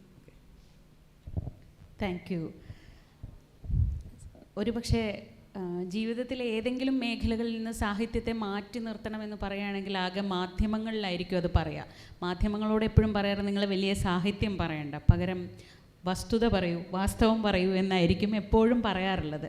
അങ്ങനെയാണ് ഞങ്ങളൊക്കെ ശീലിച്ചിട്ടുള്ളത്. അങ്ങനെയുള്ള എന്നെപ്പോലെ ഒരാൾക്ക് ഇതുപോലെ ഈ പുതിയ കാലത്തും ഒപ്പം അല്ലാതെയും എത്രയോ വർഷങ്ങളായി സാഹിത്യ മേഖലയിൽ വളരെ പ്രാഗൽഭ്യം തെളിയിച്ച് സാന്നിധ്യം അറിയിച്ചുകൊണ്ടിരിക്കുന്ന ഈ പാനലിലെ പ്രമുഖർക്കും പുതിയ തലമുറയ്ക്കും ഒപ്പം ഇവിടെ ഇരിക്കാൻ കഴിഞ്ഞതിലുള്ള സന്തോഷം പങ്കുവച്ചിട്ട് തുടങ്ങാം. മാധ്യമ മേഖലയിൽ ഒരുപക്ഷെ ഈ പുതുകാലത്തെ പറ്റി പറയുമ്പോൾ എനിക്ക് കുറച്ചുകൂടെ നന്നായി പറയാൻ പറ്റുക, ഇവരൊക്കെ സാഹിത്യത്തെപ്പറ്റി പറയാൻ ഏറെ പ്രാഗൽഭ്യമുള്ള അവരിവിടെ ഉള്ളതുകൊണ്ട് ഒരുപക്ഷെ ഞാൻ മാധ്യമ മേഖലയെക്കുറിച്ച് പറയാം. ഇത്രയധികം സ്ത്രീകൾ കടന്നു വരുന്ന മറ്റൊരു മേഖല നിങ്ങൾക്ക് കാണാൻ കഴിയുമെന്ന് വെച്ചാൽ ചുരുക്കമാണ്. ഒരു ജേർണലിസം കോളേജോ സ്കൂളോ എടുത്താൽ അവിടുത്തെ പെൺകുട്ടികൾ, അവിടുത്തെ ടോട്ടൽ സ്ട്രെങ്ത്തിലെ ഒരു 60% കൂടുതൽ സ്ത്രീകളാണ്. 70% ആവാൻ തുടങ്ങിയിട്ടുണ്ട് സ്ത്രീകളാണ്. പക്ഷേ മാധ്യമ മേഖലയിലേക്ക് കടന്നു വരുന്ന സ്ത്രീകളുടെ എണ്ണത്തിലും കുറവില്ല. പക്ഷെ നിങ്ങൾ അവിടെ എത്ര പേരെ, ഇപ്പം ഞാൻ ഇത് 18ാമത്തെ വർഷമാണ്, 18 ഒരു പ്രായപൂർത്തിയായും തോന്നുന്നു എന്നിലെ ജേർണലിസ്റ്റിന്. അപ്പോൾ വേണമെങ്കിൽ വർത്താനമൊക്കെ പറയാം എന്നുള്ളൊരു ധൈര്യത്തിലാണ് ഞാൻ പറഞ്ഞു തുടങ്ങുന്നത്. പക്ഷേ 18 വർഷം തികച്ച എത്ര വനിതാ ജേർണലിസ്റ്റുകളെ നിങ്ങൾ കാണുമെന്ന് ചോദിച്ചാൽ വലിയ സംശയമാണ്, കുറവാണ്. കാരണം എപ്പോഴും ഏത് വേദി കിട്ടിയാലും ഞാൻ പറയാറുണ്ട്, 18 വർഷം എക്സ്പീരിയൻസ് ഉള്ള ഒരു മെയിൽ ജേർണലിസ്റ്റിനെയും 18 വർഷം എക്സ്പീരിയൻസ് ഉള്ള ഒരു ഫീമെയിൽ ജേർണലിസ്റ്റിനെയും നിങ്ങൾ കാണുമ്പോൾ ആ സ്ത്രീയെ നിങ്ങളൊന്ന് ബഹുമാനിക്കുന്നത് നല്ലതാണ്. കാരണം ആ പുരുഷൻ കടന്നു വന്നത് ഒരു 100 മീറ്റർ റേസ് ആണെങ്കിൽ ഞങ്ങൾ കടന്നു വന്നിട്ടുള്ളത് ഒരു 100 മീറ്റർ ഹർഡിൽസ് ആണ്. ഓരോ ഹേർഡിലും ചാടും, താഴെ വീഴും, വീണ്ടും ചാടി എണീക്കും, വീണ്ടും താഴെ വീഴും. അങ്ങനെ ഓരോ തവണ ആരൊക്കെയോ കൈ തന്നതുകൊണ്ട് നമ്മൾ അങ്ങ് പോന്നു, ഇപ്പുറത്ത് എത്തിയെന്നേ ഉള്ളൂ. അല്ലാതെ ഒറ്റയ്ക്ക് ഓടാൻ കെൽപ്പുള്ളൊരു മേഖല അല്ല മാധ്യമ മേഖല. നേരത്തെ ജിസ ടീച്ചർ പറഞ്ഞതിൻ്റെ ഏതോ ഒരു ഭാഗത്ത് പറഞ്ഞു, നമ്മൾ മന്ത്രിസഭയിൽ സ്ത്രീകളെ കാണുന്നുണ്ടോ, അല്ലെങ്കിൽ അങ്ങനെ ചോദിച്ചു. ഞാനിതുപോലെയാണ്, മാധ്യമ മേഖലയിൽ നിങ്ങൾ രാഷ്ട്രീയം പറയുന്ന സ്ത്രീകളെ വളരെ കുറച്ചേ കാണുള്ളൂ. പക്ഷേ നിങ്ങൾ വാർത്താ അവതരണത്തിൽ രാഷ്ട്രീയ ചർച്ചകൾ നടത്തുന്ന സ്ത്രീകളെ കാണാം. പക്ഷേ രാഷ്ട്രീയം റിപ്പോർട്ട് ചെയ്യുന്ന സ്ത്രീകളെ പത്രത്തിൽ നിങ്ങൾ കണ്ടിട്ടുണ്ടോ? അധികം വളരെ കുറച്ച് പേരുണ്ട്. നിർമ്മല, പ്രീതി എന്നൊക്കെ പറഞ്ഞാൽ വളരെ വളരെ കുറച്ച് പേരെ നിങ്ങൾ മലയാളത്തിൽ കാണും. നാഷണൽ മീഡിയയിലെ സ്ഥിതി വേറെയാണ്. പക്ഷേ കേരളത്തിൽ മാധ്യമ മേഖലയിൽ വളരെ സീരിയസ് ആയി രാഷ്ട്രീയം റിപ്പോർട്ട് ചെയ്യുന്ന സ്ത്രീകളെ നിങ്ങൾ കാണില്ല. എന്താ കാരണം എന്നറിയോ?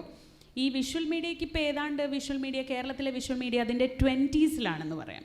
ഈ 20s തുടക്കം തൊട്ട് ഇപ്പോൾ വരെയും ഒരേ സ്വഭാവമാണ്. ഇതിന് പുതിയ കാലത്തിൻ്റെ സ്വഭാവമൊന്നും വലിയ കഥയിൽ വന്നിട്ടില്ല എന്നതാണ്. ഇത്രയേറെ സ്ത്രീകളുണ്ടായിട്ടും അത് വന്നിട്ടില്ല എന്നുള്ളതാണ് അതിൻ്റെ ഒരു യാഥാർത്ഥ്യം.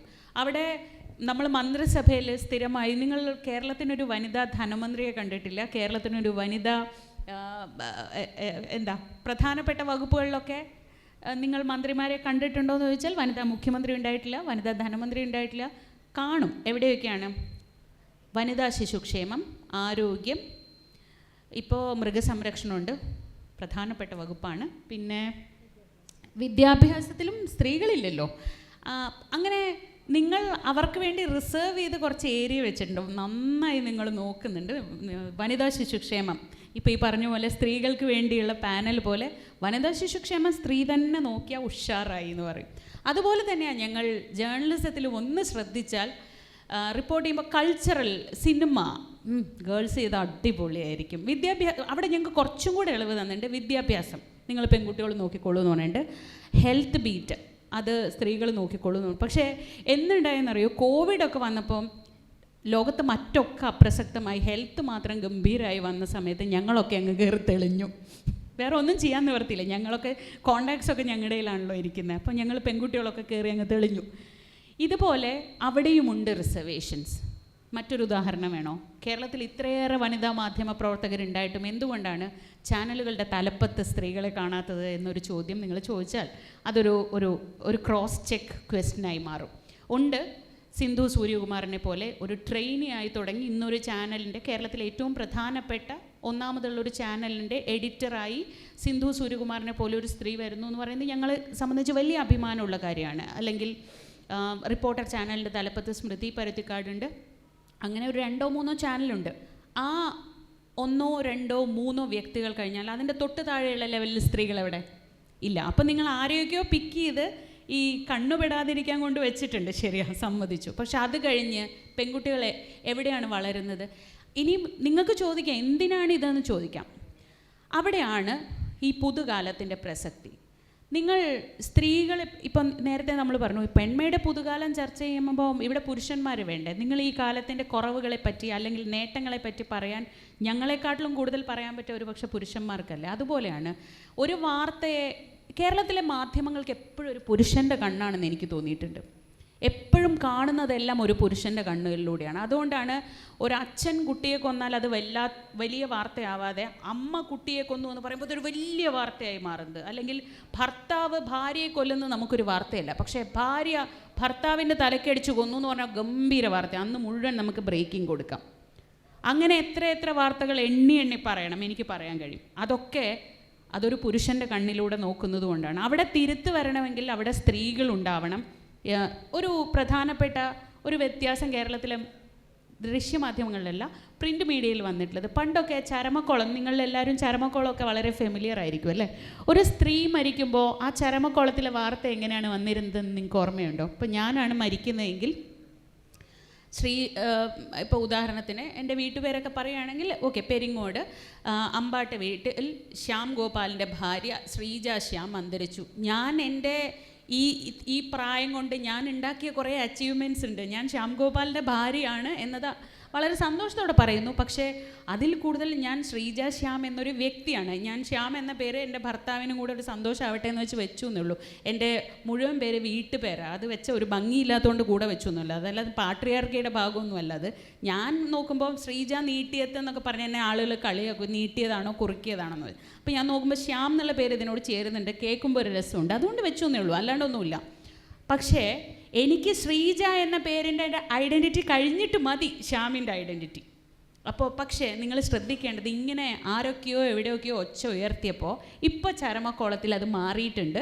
ഇപ്പോൾ നിങ്ങളുടെ പേര് പറഞ്ഞതിന് ശേഷം ഇന്നയാളുടെ ഭാര്യയാണ് എന്ന് പറയാൻ തുടങ്ങിയിട്ടുണ്ട്, അല്ലെങ്കിൽ ഇന്നയാൾ ഭർത്താവാണ് എന്ന് വരെ മാറി തുടങ്ങിയിട്ടുണ്ട്. ഇങ്ങനെ ഒച്ച ഉയർത്താൻ സ്ത്രീകൾ അവിടെ ഇവിടെ ഉണ്ടാവണം എന്നതാണ് ഞങ്ങളുടെയൊക്കെ ആഗ്രഹം. ഈ പുതുകാലത്ത് ഞങ്ങൾ അവിടെ ഇവിടെയായി ചെറിയ ഒച്ചയൊക്കെ വെച്ച് തുടങ്ങിയിട്ടുണ്ട് എന്നതാണ് മാധ്യമ മേഖലയിലെ ഒരു ചെറിയ മാറ്റമായിട്ട് എനിക്ക് പറയാനുള്ളത്.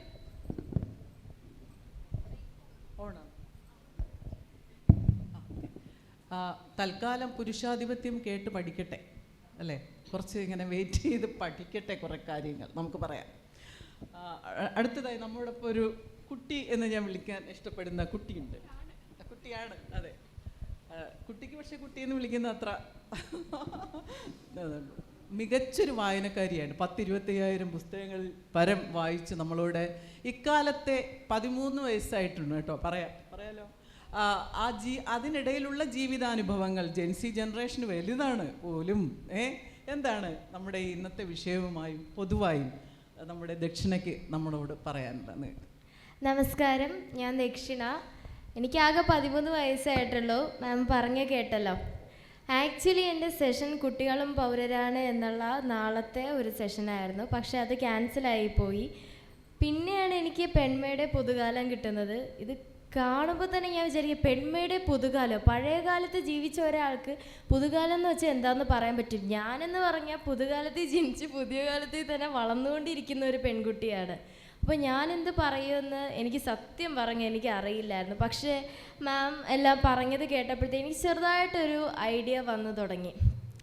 ഞാനൊരു 5ാം ക്ലാസ് മുതൽ ഈ ലിറ്ററേച്ചർ ഫെസ്റ്റിവൽസിനൊക്കെ പങ്കെടുക്കാറുണ്ട്. ആ സമയത്തൊന്നും കുട്ടികളും പൗരരാണ്, അല്ലെങ്കിൽ കുട്ടികൾക്ക് വേണ്ടിയുള്ള ഒരു ശബ്ദം ഉയർത്തുന്ന ഒരു സെഷൻ ഞാൻ അങ്ങനെ കണ്ടിട്ടില്ല. അപ്പോൾ അങ്ങനെ ഒരു സെഷൻ കിട്ടിയതിൽ ഞാൻ അത്രയും സന്തോഷമായിരുന്നു. പക്ഷെ അത് ക്യാൻസലായിപ്പോയി, കുറച്ച് ഇഷ്യൂസൊക്കെ ഉണ്ടായി. പക്ഷേ ഇതിലെനിക്ക് പങ്കെടുക്കാൻ പറ്റിയതിൽ ഒത്തിരി സന്തോഷമുണ്ട്. ഒരു കഥ ഉണ്ടല്ലോ, ഒരിക്കൽ ഒരു ചെറിയ മീൻ അമ്മ മീനിൻ്റെ അടുത്ത് ചോദിച്ചു, അമ്മേ കടൽ എന്താണ്? അപ്പോൾ അമ്മ ആകെ ഞെട്ടിപ്പോവാണ്. കടലോ? കുട്ടിക്ക് അറിയില്ലേ കടൽ എന്താണെന്ന്? നമ്മൾ ജീവിക്കുന്ന കടലാണ്. ഇതോ കടലോ? എവിടെ? അങ്ങനത്തെ ഒരു സിറ്റുവേഷനാണ് എനിക്കിപ്പോൾ. ഞാനിപ്പോൾ പുതിയ കാലത്തിൽ തന്നെ ജീവിച്ചുകൊണ്ടിരിക്കുന്ന ഒരാളാണ്.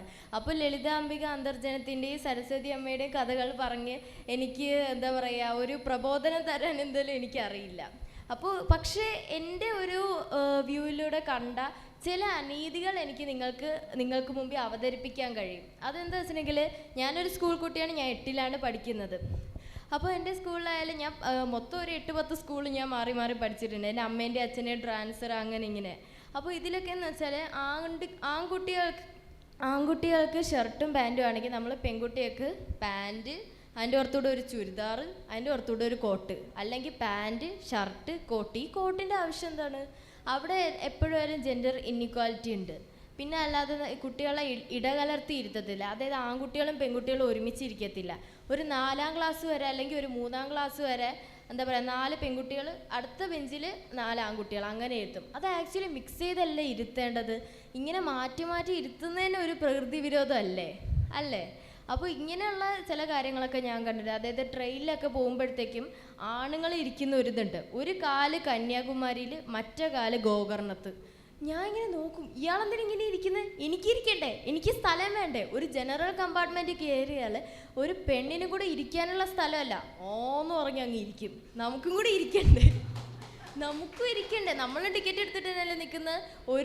ഒരു എന്താ പറയുക, ഇങ്ങനെയുള്ള ഒരു സംഭവത്തിൽ 5 ആൾക്കാർ ഇരിക്കുകയാണെങ്കിൽ ഇയാൾ കാരണം ഒരു 3 ആൾക്ക് ഇരിക്കാൻ പറ്റത്തുള്ളൂ. അതാ കുഴപ്പം. അല്ലെങ്കിൽ എന്നെക്കാളും ഞാൻ വിചാരിക്കും, ഞാൻ ഒരിക്കൽ എന്താ പറയുക തട്ടി വിളിച്ചു, ഹലോ ഇത് ഞാൻ എല്ലാവർക്കും കൂടെ ഇരിക്കണം, നിങ്ങൾ മാത്രം കാല വെച്ച് ഇരിക്കരുതെന്ന്. ഇങ്ങനെ ഞാൻ പറയേണ്ടി വന്നത് ഇവരൊക്കെ ഇങ്ങനെ ഇരുന്നിട്ടാണ്. അപ്പോൾ ഇങ്ങനെയുള്ള സംഭവങ്ങൾ. പിന്നെ സ്ലീവ്ലെസ് ഡ്രസ്സ് ഇടുമ്പോൾ ഞാനൊരിക്കൽ ബസ്സിൽ സ്ലീവ്ലെസ് ഇട്ടുകൊണ്ട് കയറി. എനിക്ക് ചെറുതായിട്ട് സത്യം പറഞ്ഞ ആൾക്കാരൊക്കെ ഇങ്ങനെ നോക്കണം, ഈ കുട്ടി എന്തിനാ ഇങ്ങനെ ഇട്ട് വന്നിരിക്കണ, മോശം, ലജ്ജാവഹം, ഒരു മാനോ മര്യാദ ഇല്ലാത്ത കുട്ടി. ഈ കുട്ടീൻ്റെ അമ്മയും അച്ഛനെ ആദ്യം തല്ലിക്കൊല്ലണം. ഇതാണ് അവരുടെ മൂഡ്. നമുക്കൊന്നും ഇടാൻ പാടില്ലേ? നമുക്ക് സ്ട്രാപ്പായിട്ടുള്ള ഡ്രസ്സ് ഇട്ടാൽ പ്രശ്നമാണ്. ഇങ്ങനെയുള്ള ഒരു ഭാവമാണ്. നമുക്ക് ഇട്ടൂടെ? ഇടാൻ പറ്റാറില്ല, കാരണം ആൾക്കാരൊക്കെ ഇങ്ങനെ നോക്കുന്നുണ്ട്. എൻ്റെ അമ്മ ഈ ഒരു ഡ്രസ്സ് ഇങ്ങനെ ഞാൻ പുറത്തോട്ട് ഇട്ട് വന്നപ്പോൾ, മക്കളെ ഇത് വേണ്ട കേട്ടോ, നമുക്കിടണ്ട, ആൾക്കാരൊക്കെ വല്ലാണ്ടിരിക്കാൻ നോക്കും. അപ്പോൾ ഞാൻ അമ്മേനോട് ചോദിച്ചു, ഞാൻ എന്താ ഇങ്ങനെ ഇട്ടാൽ എന്താ കുഴപ്പം? അതാണ് അങ്ങനെ ചോദിക്കേണ്ടി വരുന്നത് തന്നെ ഇങ്ങനെ ആൾക്കാർ നോക്കുന്നതുകൊണ്ടാണ്. പക്ഷേ എനിക്ക് അങ്ങനെ ഇടണമെന്നുള്ളതുകൊണ്ട് ഞാൻ അമ്മേൻ്റെ അടുത്ത് പറയും, എനിക്ക് ഇങ്ങനത്തെ വാങ്ങിത്തരണം, ഞാൻ ഇടും, ഞാൻ അടിയിൽ ഇന്നർ ഇടാതെ തന്നെ ഇടും. എനിക്ക് ഇതുവരെ ഫുൾ കൈയുള്ള ഇന്നർ ഇട്ടിട്ടല്ല ഞാൻ കൈയില്ലാത്ത ഇടുക എന്ന് ഞാൻ പറഞ്ഞിട്ടുണ്ട്. അതുകൊണ്ട് തന്നെ എൻ്റെ അമ്മയും അച്ഛൻ്റെയും സപ്പോർട്ട് ഉള്ളതുകൊണ്ട് എനിക്കങ്ങനെ ഇടാൻ കഴിയാറുണ്ട്. ആണുങ്ങളൊക്കെ അതായത് ഈ സ്പോർട്സ് മീറ്റിനൊക്കെ വരുമ്പോൾ ഇത്രയും സ്ലീവ് തുറന്ന് കിടക്കുന്ന ഡ്രസ്സ് ഇട്ടുകൊണ്ട് വരും. നമ്മൾ പെൺകുട്ടികൾ എന്താ പറയുക, പകുതിയുള്ള ഇന്നർ ഇട്ടുകൊണ്ട് വരും. ഇതും ഞാൻ നോക്കും, എന്ത് ഇവർക്കൊന്നും നമ്മൾ പോയി പറയാൻ പാടില്ല. ആൺകുട്ടികളല്ലേ, അവരിട്ടോട്ടെ, പെൺകുട്ടികളല്ലേ, നിങ്ങൾ ഇടാൻ പാടില്ല. ഇങ്ങനെയുള്ള ഒരുപാട് കാര്യങ്ങൾ ഞാൻ കണ്ടിട്ടുണ്ട്. അപ്പോൾ ഇതിനെതിരെല്ലാം പ്രതികരിക്കണമെന്നാണ് എൻ്റെ ഒരു ആവശ്യം. അത് ചിലപ്പോൾ വരുന്ന തലമുറയ്ക്കും അത് ഉറപ്പായിട്ട് പറയും. ഒരേ പ്രശ്നങ്ങൾ ഞാൻ എന്തുകൊണ്ടാണ് ഈ പാനലിനകത്ത് കുട്ടി വന്നതെന്ന് ഇപ്പോൾ അല്ല, നമ്മൾ അഭിമുഖീകരിച്ച അതേ പ്രശ്നങ്ങൾ ശരീരത്തെ പ്രശ്നവൽക്കരിക്കുന്നതിൽ കാണുന്ന എന്തേലും വ്യത്യാസമുണ്ടോ? വ്യത്യാസമുണ്ട്. അതിനൊരു ഉത്തരം കൂടി ദക്ഷിണ പറഞ്ഞു വെച്ചിട്ടുണ്ട്. ഞാൻ എങ്ങനെ അതിന് ആൻസർ ചെയ്യും? എൻ്റെ ഒരു കാലത്ത് എനിക്കതിന് ഉത്തരമുണ്ടായിരുന്നില്ല. കുനിഞ്ഞ മുഖത്തോടെ കുറ്റവാളിയെപ്പോലെ അധ്യാപകരുടെ മുന്നിലും വീട്ടുകാരുടെ മുന്നിലും നിൽക്കേണ്ടി വന്നു. അതാണ് ഈ വ്യത്യാസമെന്ന് പറയുന്നത്. അപ്പോൾ ദക്ഷിണ തുടരണം പോരാട്ടം. ഓക്കെ, ഇനി നമുക്ക് വർത്തമാനം നമ്മോട് പറയാനുള്ളത് ബിനു നല്ല നിരൂപകയും എഴുത്തുകാരിയും ഒക്കെയാണ്. ബിനു തന്നെ ഇന്നത്തെ വിഷയത്തെ അഭിസംബോധന ചെയ്ത് പറയും.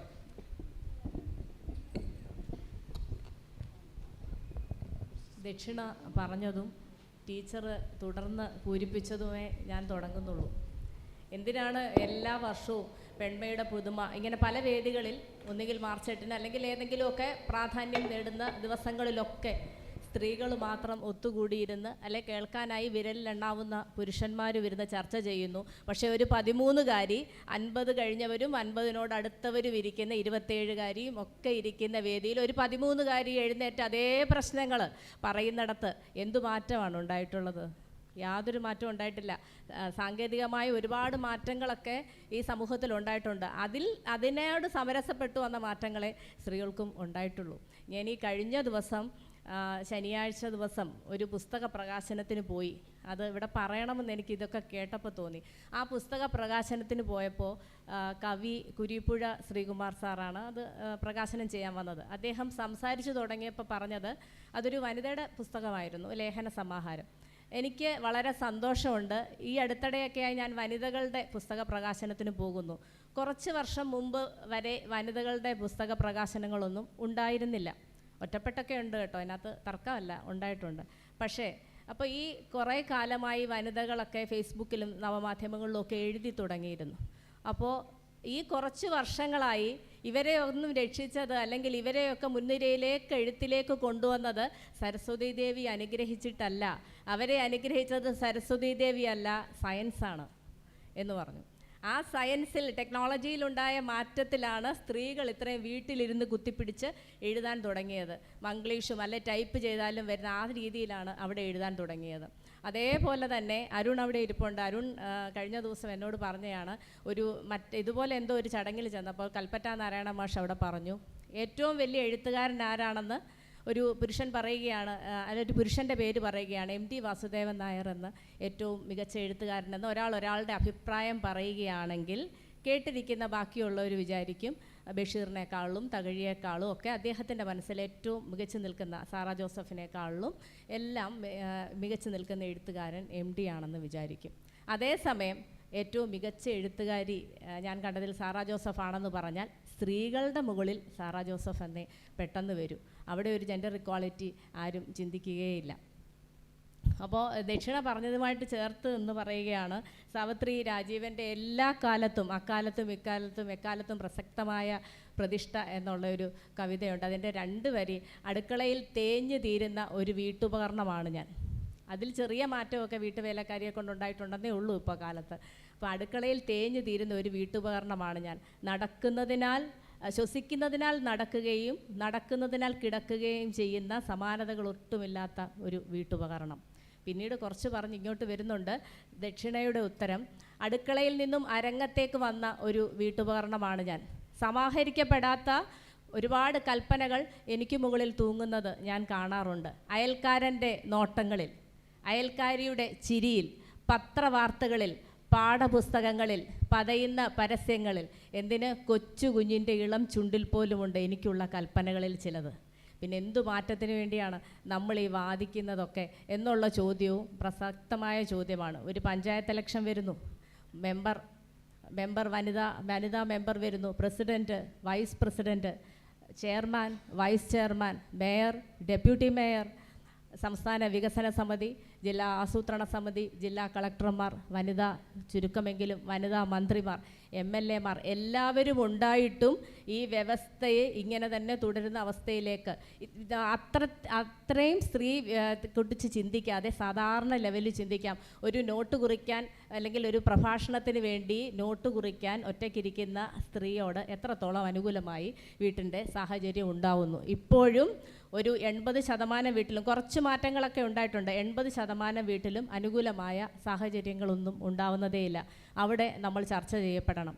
പിന്നെ ആഗോള തലത്തിൽ തന്നെ നോക്കിയാൽ അല്ലെങ്കിൽ രാജ്യത്ത് തന്നെ നോക്കിയാൽ നമ്മൾ ഈ എഴുത്തിലേക്ക് വന്നതും നവമാധ്യമങ്ങളിൽ കൂടെ എഴുത്ത് വന്നതിൻ്റെ ഏറ്റവും വലിയ ഉദാഹരണമാണ് R രാജശ്രീയൊക്കെ ഫേസ്ബുക്കിൽ കൂടി എഴുതി. സമയം കഴിഞ്ഞു എന്തോ നമ്മുടെ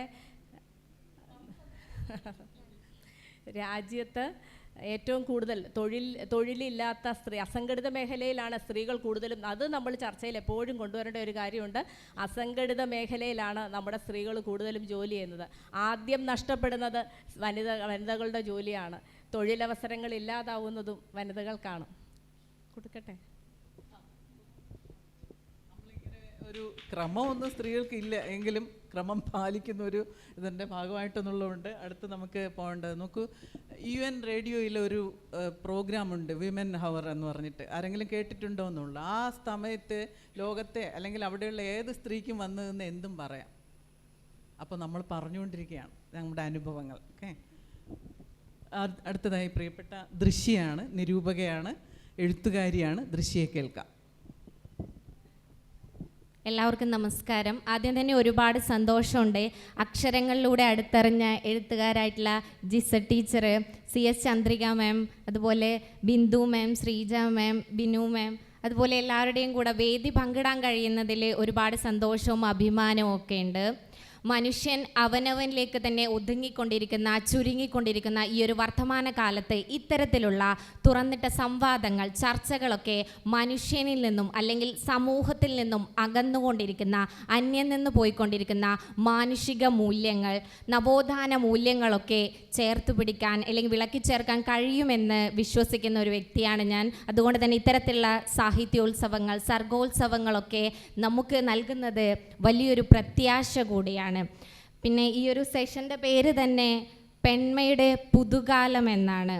എൻ്റെ അഭിപ്രായത്തിൽ സമൂഹവും മനസ്സും എന്നും പുരുഷാധിപത്യത്തിൽ അധിഷ്ഠിതം തന്നെയാണ്. കാരണം നമുക്ക് ചരിത്രത്തിൽ പരിശോധിച്ച് കഴിഞ്ഞാൽ നമുക്ക് മനസ്സിലാക്കാൻ കഴിയും, എന്നും സ്ത്രീകളുടെ പേര് വിസ്മരിക്കപ്പെട്ടുകൊണ്ടിരിക്കുകയാണ് ചെയ്തിട്ടുള്ളത്. അവിടെയൊക്കെ പുരുഷൻ്റെ കണ്ണുകളിലൂടെയാണ്. ഇവിടെ നേരത്തെ ശ്രീജ മാം സൂചിപ്പിച്ചൊരു ഇതുണ്ട്, മാധ്യമത്തിൽ പുരുഷൻ്റെ കണ്ണുകളിലൂടെയാണ് നോക്കിക്കൊണ്ടിരിക്കുന്നത് എന്ന്. എന്നാൽ സാഹിത്യത്തിലേക്ക് വരുമ്പം ആദ്യകാലത്തൊക്കെ എങ്ങനെയാണ് പുരുഷൻ്റെ കാഴ്ചയിലൂടെ, പുരുഷൻ്റെ എഴുത്തുകാരൻ്റെ കാഴ്ചയിലൂടെ ഒരു അനുഭവ ലോകത്തെയാണ് ആവിഷ്കരിച്ചിട്ടുള്ളത്. അതുകൊണ്ട് തന്നെ അവിടെ സ്ത്രീയുടെ അനുഭവ ലോകം നമ്മൾക്ക് കാണാൻ കഴിഞ്ഞിട്ടില്ല. രാജലക്ഷ്മിയൊക്കെ എങ്ങനെയാണ് എഴുത്തിൽ നിന്നും ജീവൻ നഷ്ടപ്പെട്ടൊരു എഴുത്തുകാരിയാണല്ലോ. എന്തുകൊണ്ടാണ് അന്നത്തെ കാലഘട്ടത്തിൽ എന്താണ് പുരുഷൻ്റെ മേൽക്കോയ്മ അത് എന്തുകൊണ്ടാണ് പുരുഷാധിപത്യം നിന്ന് ആവർത്തിച്ച് പറയുന്നത് എന്ന് പറഞ്ഞാൽ, ഇന്നും നമ്മുടെ ഈ ഒരു നൂറ്റാണ്ടിൽ പോലും അതിൻ്റെ വ്യത്യസ്ത രീതിയിലുള്ള അടിച്ചമർത്തലുകൾ സ്ത്രീ ഇന്നും അനുഭവിക്കുന്നുണ്ട് എന്നുള്ളതാണ്. രാജലക്ഷ്മിയെ പറയുന്നു. എന്തുകൊണ്ടാണ് അങ്ങനെ ഉണ്ടായത്? നിരൂപകരായിക്കോട്ടെ, അതുപോലെ തന്നെ സമൂഹമൊക്കെ വേണ്ട വിധത്തിൽ സ്ത്രീയെ പരിഗണിച്ചിരുന്നില്ല. മറ്റൊരു കാര്യം എനിക്ക് തോന്നുന്നതാണ്, ഒരു പുരുഷൻ തൻ്റെ എഴുത്തിൽ നിന്നും മാറി നിൽക്കുമ്പോൾ അതെപ്പോഴും അവൻ്റെ ചോയ്സാണ്, അവൻ്റെ ഇഷ്ടത്തിനാണ് മാറി നിൽക്കുന്നത്. എന്നാൽ സ്ത്രീയെ സംബന്ധിച്ചിടത്തോളം ഒരു എഴുത്തിൽ അല്ലെങ്കിൽ ഏത് മേഖലകളിലായിക്കോട്ടെ, സർഗാത്മക പ്രവർത്തനങ്ങളിലൊക്കെ ആയിട്ട് വിട്ടു നിൽക്കുമ്പോൾ അവിടെ എന്താണ്, അവിടെ സമൂഹം അല്ലെ കുടുംബം എന്നൊരു ബന്ധനം കൂടെ വരികയാണ്. അവിടെ ആ കുടുംബത്തിൽ പുരുഷനും കൂടെ ഉൾപ്പെടുന്നുണ്ട് എന്നുള്ളത് എപ്പോഴും നമുക്ക് പറയുന്ന ഒരിതാണ് അടുക്കളയിൽ നിന്ന് അരങ്ങത്തേക്ക് എന്ന VT ഭട്ടതിരിപ്പാടിൻ്റെ വിപ്ലവാത്മകമായ ഒരു നാടകത്തെ പറ്റി. അപ്പോൾ നാം ചിന്തിക്കേണ്ട ഒരു കാര്യമുണ്ട്, എത്ര പേര് അരങ്ങിൽ നിന്ന് അടുക്കളയിലേക്ക് വന്നിട്ടുണ്ട് എന്ന്. അത് വലിയൊരു ചോദ്യമല്ലേ? എപ്പോഴും കുടുംബം എന്ന ഈ ഒരു സാമൂഹ്യ സ്ഥാപനമൊക്കെ സ്ത്രീക്ക് ചുറ്റപ്പെട്ട് മാത്രമാണ് ഉണ്ടാവുന്നത്. പക്ഷേ ഇന്നത്തെ കാലത്തെ സ്ത്രീ എല്ലാ മേഖലകളിലും ഉയർന്നു വരുന്നുണ്ട്. ഇവിടെ CS ചന്ദ്രിക മാമിൻ്റെ ഒരു കാമസൂത്രം പ്രണയം എന്ന് പറഞ്ഞൊരു പുസ്തകമുണ്ട്. ആ പുസ്തകത്തെ ഇവിടെ സൂചിപ്പിക്കുകയാണ്. എൻ്റെ ഓർമ്മ ശരിയാണെങ്കിൽ 1850 മുതൽ 2010 വരെയുള്ള സ്ത്രീ പ്രക്ഷോഭത്തിൻ്റെ ചരിത്രം അതിലുണ്ട്. ആ ചരിത്രമൊക്കെ സ്ത്രീ മാത്രമല്ല വായിക്കേണ്ടത്, പുരുഷനും കൂടെ വായിക്കണം. എന്നാൽ മാത്രമേ സ്ത്രീ നടന്നു വന്ന വഴികളെ നമുക്ക് കാണാൻ കഴിയുകയുള്ളൂ. ഞാൻ ചെറുപ്പത്തിൽ പഠിക്കുന്ന എനിക്ക് സത്യം പറഞ്ഞു കഴിഞ്ഞാൽ ഈ പുരുഷാധിപത്യം എന്നൊക്കെ പറയുമ്പോൾ തന്നെ എനിക്ക് വലിയ അറിവുകളോ അല്ലെ എൻ്റെ വീട്ടിൽ വിഭജനമോ അങ്ങനെയൊന്നുമില്ല. പക്ഷേ ഈ വായിച്ചറിഞ്ഞതൊക്കെ ഉള്ള അനുഭവമല്ലാതെ വായിച്ചറിഞ്ഞതിൻ്റെ അനുഭവ വെളിച്ചത്തിൽ പറയുന്നതാണ്. അതുകൊണ്ട് ഒരു ജാമ്യാപേക്ഷ പോലെ ആദ്യം തന്നെ സൂചിപ്പിക്കുകയാണ്. മറ്റൊരു കാര്യം, ഞാൻ 5th പഠിക്കുമ്പോഴായിരുന്നു ലൈബ്രറിയിൽ പോയിട്ട് മാധവിക്കുട്ടിയുടെ എൻ്റെ കഥ പുസ്തകം എൻ്റെ കയ്യിൽ വന്നിട്ടുണ്ടായിരുന്നു. അപ്പോൾ അവിടെയുള്ള ഒരു അധ്യാപകൻ പറഞ്ഞതാണ്, അത് ദൃശ്യം വായിക്കാൻ പാടില്ല, അത് വായിച്ചു കഴിഞ്ഞാൽ പെൺകുട്ടികൾ മോശമാകും എന്നുള്ളത്. അങ്ങനെയാണ് ഞാൻ എന്ത് ചെയ്യുന്നത്, അങ്ങനെയാണെങ്കിൽ മാധവിക്കുട്ടിയുടെ പുസ്തകങ്ങളൊക്കെ വായിക്കണമല്ലോ എന്ന് വിചാരിച്ച് മാധവിക്കുട്ടിയുടെ പുസ്തകങ്ങൾ വായിക്കുന്നത്. അന്നും ആ ഒരു അധ്യാപകനെ സംബന്ധിച്ചിടത്തോളം ആ കുട്ടിയിൽ ഇൻജെക്റ്റ് ചെയ്യുന്നത് എന്താണ്? ആ പുസ്തകം വായിക്കരുത് എന്നാണ്. എന്തുകൊണ്ട്? അതിൽ വായിക്കാൻ പാടില്ലാത്ത എന്താണുള്ളത്? അപ്പോൾ നമ്മുടെയൊക്കെ ഈ ഒരു ഇടുങ്ങിയ ചിന്താഗതിയാണ് ആദ്യം മാറ്റേണ്ടത്. മറ്റൊരു തരത്തിൽ പറഞ്ഞു കഴിഞ്ഞാൽ ഈ ഒരു വേദിയിൽ പുരുഷനും കൂടെ വേണമായിരുന്നു എന്നൊരു അഭിപ്രായം എനിക്കും കൂടെയുണ്ട്. കാരണം നമ്മൾ തന്നെ സ്ത്രീകൾ തന്നെ സ്ത്രീകളുടെ കാര്യങ്ങൾ പറയുന്നതിലും നല്ലത് ഒരു മാറ്റം സമൂഹത്തിൽ ഉണ്ടാവണമെങ്കിൽ, ബഹുസ്വരതയുണ്ടാവണമെങ്കിൽ, ജനാധിപത്യപരമാവണമെങ്കിൽ എന്ത് വേണം? പുരുഷനും കൂടെ വേണം എന്നുള്ളൊരു അഭിപ്രായം എനിക്കുണ്ട്. മറ്റൊരു കാര്യം, സരസ്വതി അമ്മയെ അതുപോലെ ഇപ്പോൾ സ്ത്രീകൾ എല്ലാത്തിനെ പറ്റിയും എഴുതുന്നുണ്ട്. അതായത് യുദ്ധത്തെ പറ്റി എഴുതുന്നു, ജെൻഡർ പൊളിറ്റിക്സിനെ പറ്റി എഴുതുന്നു, ജെൻഡർ ജസ്റ്റിസിനെ പറ്റി എഴുതുന്നു, എല്ലാത്തിനെ പറ്റിയും സ്ത്രീകൾ എഴുതുന്നു. അതായത് എല്ലാ മേഖലയിലും സമൂഹം എന്നും ഭയപ്പെടുന്ന ഒന്നാണ് വായിക്കുന്ന സ്ത്രീകളെ, അല്ലെങ്കിൽ സംസാരിക്കുന്ന സ്ത്രീകളെ, എഴുതുന്ന സ്ത്രീകൾ. ചെറുപ്പം മുതൽ എനിക്ക് കിട്ടുന്ന ഒരു പേരാണ് അധിക പ്രസംഗി എന്നുള്ളത്. അതെന്തുകൊണ്ടാണ്? ഒരു പുരുഷൻ നന്നായി ഇൻ ദ സെൻസ് ഒത്തിരി സംസാരിച്ച് കഴിഞ്ഞാൽ അവിടെ ആരും ക്വസ്റ്റ്യൻ ചെയ്യുന്നില്ല. എന്തുകൊണ്ടാണ്? അവിടെ സ്ത്രീ ഉയർന്നു വരുമ്പോഴേ സ്ത്രീ എന്നും രണ്ടാം തരക്കാരി ആയിരിക്കണം എന്നുള്ളൊരു അലിഖിതമായ വാർപ്പ് മാതൃക സമൂഹത്തിൽ എന്നും ഉണ്ടായിട്ടുണ്ട്. എൻ്റെ വീടിൻ്റെ അടുത്തൊരു അമ്മൂമ്മയുണ്ട്, പേര് ഞാൻ സൂചിപ്പിക്കുന്നില്ല. ആ അമ്മൂമ്മ ഇപ്പോൾ എൻ്റെ വീട്ടിൽ അച്ഛൻ കാലെടുത്ത് വെക്കുമ്പോൾ ഞാനും കാലെടുത്ത് വെച്ചിട്ടായിരിക്കും. അപ്പോൾ എൻ്റെ അച്ഛനോട് പറയും, നീയാണ് ഈ കുട്ടിയെ വെടക്കാക്കുന്നത് കേട്ടോ. കണ്ണൂർ ഭാഷയാണ് വെടക്കാക്കുന്നത്, മീൻസ് മോശമാക്കുന്നത് എന്നാണ്. അപ്പോൾ അച്ഛൻ പറയും, അവളും ഇരുന്നോട്ടെ, അങ്ങനെ അവൾക്കും അപ്പോൾ അങ്ങനെ എൻ്റെ വീട്ടിൽ എന്നെ സംബന്ധിച്ചിടത്തോളം എൻ്റെ അച്ഛൻ എനിക്ക് നൽകുന്നത് വലിയൊരു സ്വാതന്ത്ര്യമാണ്. അതായത് എൻ്റെ ആ അമ്മമ്മ പറഞ്ഞപ്പോൾ അന്നും എൻ്റെ അച്ഛൻ അത് കേട്ടിരുന്നെങ്കിൽ അതെ അങ്ങനെ ഇരിക്കാൻ പാടില്ല എന്ന് പറഞ്ഞിരുന്നെങ്കിൽ ഞാൻ എന്താവുമായിരുന്നു? മറ്റൊരു കാര്യം എപ്പോഴും വനിതാ ദിനത്തിൽ പറയുന്നതാണ്, സ്ത്രീ അമ്മയാണ്, ദേവിയാണ്, അങ്ങനെയാണ് ഇങ്ങനെയാണ് എന്നൊക്കെ. എന്തിനാണ്? സ്ത്രീയും പുരുഷനെ പോലൊരു മനുഷ്യനാണ് എന്നാണ് നമ്മുടെ സമൂഹത്തിൽ നിന്ന് എല്ലാവരും തിരുത്തി പറയേണ്ടത്. എനിക്കൊരിക്കലും ഇഷ്ടമില്ലാത്തൊരു കാര്യമാണ് വനിതാ ദിനത്തിൽ എവിടെയെങ്കിലും സംസാരിക്കാൻ പോകുമ്പോൾ പറയുന്നൊരു കാര്യമാണ്, സ്ത്രീ അമ്മയാണ്, ദേവി, എന്തോ ഒരു പവിത്രമായ എന്തോ ഒരു വിഗ്രഹം പോലെയാണ്. അല്ല, പുരുഷനെ പോലെ രക്തവും വിയർപ്പും ഒക്കെയുള്ള, വികാരങ്ങളും ഒക്കെയുള്ള ഒരു മനുഷ്യനാണ്. നമുക്ക് മാനവികതയാണ് വേണ്ടത്, അല്ലാതെ സ്ത്രീ എന്നോ പുരുഷനെന്നോ അല്ല വേണ്ടത്. നമ്മളെല്ലാവരും മനുഷ്യരാണ് എന്നുള്ളൊരു വലിയ സങ്കല്പം വേണമെന്ന് വിശ്വസിക്കുന്ന ഒരാളാണ് ഞാൻ. ഇവിടെ ഈ ഒരു നിറഞ്ഞ സദസ്സ് കാണുമ്പോൾ തന്നെ ഒരുപാട് സന്തോഷമുണ്ട്. കാരണം ഇതൊരു മെയിൻ സ്റ്റേജ് അല്ലെങ്കിൽ പോലും അതായത് ഇവിടെ എന്താണ് സ്ഥലപരിമിതി ഉണ്ടെങ്കിൽ പോലും നിന്നിട്ട് പോലും ഈ ഞങ്ങളുടെ വാക്കുകൾ കേൾക്കുന്നുണ്ടല്ലോ, അത് തന്നെ മാറ്റത്തിൻ്റെ ഒരു വലിയൊരു എന്താണ് പ്രത്യാശയുടെ കണങ്ങളായിക്കോട്ടെ. ഓരോ പുരുഷന്മാരുടെ മുഖത്ത് കാണുമ്പോൾ ഒരുപാട് സന്തോഷമുണ്ട്. കാരണം ഞങ്ങളെയും കേട്ടിരിക്കുന്നുണ്ടല്ലോ എന്നുള്ളൊരു എന്താ പറയുക ഒരു പ്രത്യാശ എനിക്കുണ്ട്. ഇവിടെ കുട്ടേട്ടനുണ്ട്, അതുപോലെ നന്ദു, അങ്ങനെ എനിക്കറിയുന്ന ഒരുപാട് പേരുണ്ട്, പ്രിയേച്ചിയുണ്ട്. ഇവരെ പോലെയുള്ള ഗുരുതുല്യരുടെ മുന്നിൽ നിന്ന് സംസാരിക്കാൻ കഴിയുന്നതിലുള്ള ഒരു സന്തോഷം കൂടെ അറിയിക്കുകയാണ്. നമ്മൾ പറയുന്ന വാക്കുകളൊക്കെ ഈ പറയുന്ന നിമിഷം തന്നെ പ്രശ്നവൽക്കരിക്കുന്നു എന്നുള്ളതാണ് നമ്മുടെ ഒരു വലിയ സവിശേഷത. നല്ലതാണ്, നമ്മൾ സ്വാതന്ത്ര്യം കൊടുക്കുന്നു അല്ലെങ്കിൽ നമുക്ക് നൽകുന്നു, ആ രീതിയിലുള്ള ഒരു കോൺസെപ്റ്റ് അത് മാറി വരുന്നല്ലോ ഓരോ പിന്നെ ചർച്ച കഴിയും തോറും. A woman is no man എന്ന് പറഞ്ഞിട്ട് എനിക്ക് തോന്നുന്നു അതിൻ്റെ പേര് എപ്റ്റാഫ് റം എന്നാണ്, അങ്ങനെ ഒരു പാലസ്തീൻ അമേരിക്കൻ എഴുത്തുകാരിയാണ്. നമ്മൾ ആ പുസ്തകത്തിലൂടെ കടന്നു പോകുമ്പോൾ ഉള്ളൊരു പിന്നെ തിരിച്ചറിവ് എന്ന് പറഞ്ഞാൽ നമുക്ക് ഒരുപക്ഷെ ഇവരെല്ലാവരും കൂടെ ചേർത്ത് വെച്ച ചർച്ചയുടെ ഒരു വലിയ പിന്നെ മുദ്ര അതിനകത്തുണ്ട് എന്നുള്ളതാണ്. നമുക്ക് ആരോടും പോരാട്ടമേ ഉള്ളൂ സ്ത്രീയുടെ ജീവിതത്തിൽ. ആ പോരാട്ടമാണ് വാസ്തവത്തിൽ അനുസ്യൂതമായി, ഇതിനൊരു അവസാനമൊന്നുമില്ല, ഇതിനെയും ഈ വേദികളൊക്കെ തുടരുക തന്നെ ചെയ്യും. അപ്പോൾ നമുക്ക് ചന്ദ്രികയുടെ ഒരു റൗണ്ട് കൂടെ വളരെ പെട്ടെന്ന് പോയി വരാനുള്ള ഒരു സമയം. അനുശ്രീ സംസാരിച്ചു, സോറി അനുശ്രീ അറിയാമോ, നമ്മുടെ പ്രിയപ്പെട്ട സംഘാടകയാണ്, നേതാവാണ് SFIയുടെ. പിന്നെ അനുശ്രീക്ക് വളരെ പൊളിറ്റിക്കലായി നമ്മളോട് ഈ വിഷയത്തെക്കുറിച്ച് പറയാനുണ്ടാവും എന്ന് വിചാരിക്കുന്നു. എനിക്കിങ്ങനെ ഒരു അവസരം തന്നതിലുള്ള ഹൃദയം നിറഞ്ഞ നന്ദി ആദ്യം തന്നെ അറിയിക്കുകയാണ്. സന്തോഷമുണ്ട് ഇങ്ങനെ ഒരു വേദിയിൽ പങ്കെടുക്കാൻ സാധിച്ചാൽ. ഒരുപാട് അഭിപ്രായങ്ങൾ ഇവിടെ പറഞ്ഞു കഴിഞ്ഞു. എന്നെ സംബന്ധിച്ചിടത്തോളം ഞാൻ വിദ്യാർത്ഥി സംഘടനാ പ്രവർത്തനത്തിൽ അതിൻ്റെ ഭാഗമായി മുന്നോട്ടേക്ക് പോകുന്ന ഒരാളാണ്. ഇവിടെ എല്ലാവരും പറഞ്ഞതുപോലെ സ്ത്രീകളെ സംബന്ധിച്ചിടത്തോളം ഒരുപാട് പ്രയാസങ്ങളും പരിമിതികളും അനുഭവിക്കുന്നുണ്ട്. എന്നാൽ അതിനേക്കാൾ പ്രതീക്ഷ നൽകുന്നത് ഇപ്പോൾ ബിന്ദു ടീച്ചർ സംസാരിച്ച് തുടങ്ങുമ്പോഴും എല്ലാവരുടെയും വർത്തമാനങ്ങളുടെ ഇടയിലും അത് സ്ത്രീകൾ അനുഭവിക്കുന്ന പ്രശ്നങ്ങൾക്കപ്പുറത്തേക്ക് അവിടെ ഇപ്പോൾ അവസാനിപ്പിച്ചതുപോലും പാലസ്തീൻ്റെ വിഷയം വരുന്നു, യുദ്ധം വരുന്നു, രാഷ്ട്രീയം വരുന്നു. അതൊരു മാറ്റമാണ്. അതായത് ഞങ്ങൾ അനുഭവിക്കുന്ന വേദനക്കപ്പുറത്ത് നമ്മൾ അനുഭവിക്കുന്ന വേദനകളെ അടയാളപ്പെടുത്താൻ സ്ത്രീകൾ ഉയർന്നു വന്നു എന്നുള്ളത് തന്നെ ഈ സമൂഹത്തിൽ വളരെ പ്രതീക്ഷ നൽകുന്നൊരു മാറ്റമാണ്. ഇപ്പോൾ നമ്മൾ ഈ വേദിയിൽ ഇരിക്കുമ്പോൾ പോലും ലോകത്ത് ഒരുപാട് പ്രയാസങ്ങൾ അനുഭവിക്കുന്ന ആൾക്കാരുണ്ട്. അപ്പം ഞാൻ അതിൻ്റെ അകത്ത് പറയാൻ ആഗ്രഹിക്കുന്നത്, ഇപ്പോൾ സച്ചിദാനന്ദ മാഷ് മുമ്പ് ഇന്ത്യയിലൊരു കലാപം നടന്നപ്പോൾ എഴുതിയ ഒരു കവിതയുടെ അവസാന വരി ഇങ്ങനെയായിരുന്നു: ഭാരതത്തിൽ അമ്മമാരെ നിങ്ങൾ ഇനി പ്രസവിക്കരുതേ എന്നായിരുന്നു. എൻ്റെ ഓർമ്മ ശരിയാണെങ്കിൽ അങ്ങനെ തന്നെയാണ് ആ വരി. അതായത് അമ്മമാരിനി പ്രസവിച്ചു കഴിഞ്ഞാൽ ഉണ്ടാവുന്ന തലമുറ ഈ വേദനയുടെ ഭാരം പേറി ജീവിക്കേണ്ടി വരുമല്ലോ എന്ന് ഒരു എഴുത്തുകാരൻ എഴുതുകയാണ്. അതായത് തലമുറയെ പറ്റി വേദനിക്കുകയാണ്. സമാനമായി ഇന്ന് അതേ വരികൾ ആവർത്തിക്കുകയാണ്. പാലസ്തീനിലെ കാഴ്ചകൾ കാണുമ്പോൾ ഞാൻ വിചാരിക്കുന്നത് പാലസ്തീനകത്ത് ഇനി ഒരു കുഞ്ഞ് ജനിക്കാതിരിക്കട്ടെ എന്നാണ്. എനിക്ക് തെറ്റുണ്ടായേക്കാം, പക്ഷെ ഞാൻ ആത്മാർത്ഥമായി ആഗ്രഹിക്കുന്നത് അങ്ങനെയായിരുന്നു. കാരണം ആ കുഞ്ഞുങ്ങൾ അനുഭവിക്കുന്ന വേദന എന്തിനാണ്? ഇപ്പം ഏറ്റവും കുറഞ്ഞത് നമ്മൾ വേദനിക്കുന്നതിൻ്റെ കാരണം അറിയാനുള്ളൊരു അവകാശമെങ്കിലും നമുക്ക് വേണം.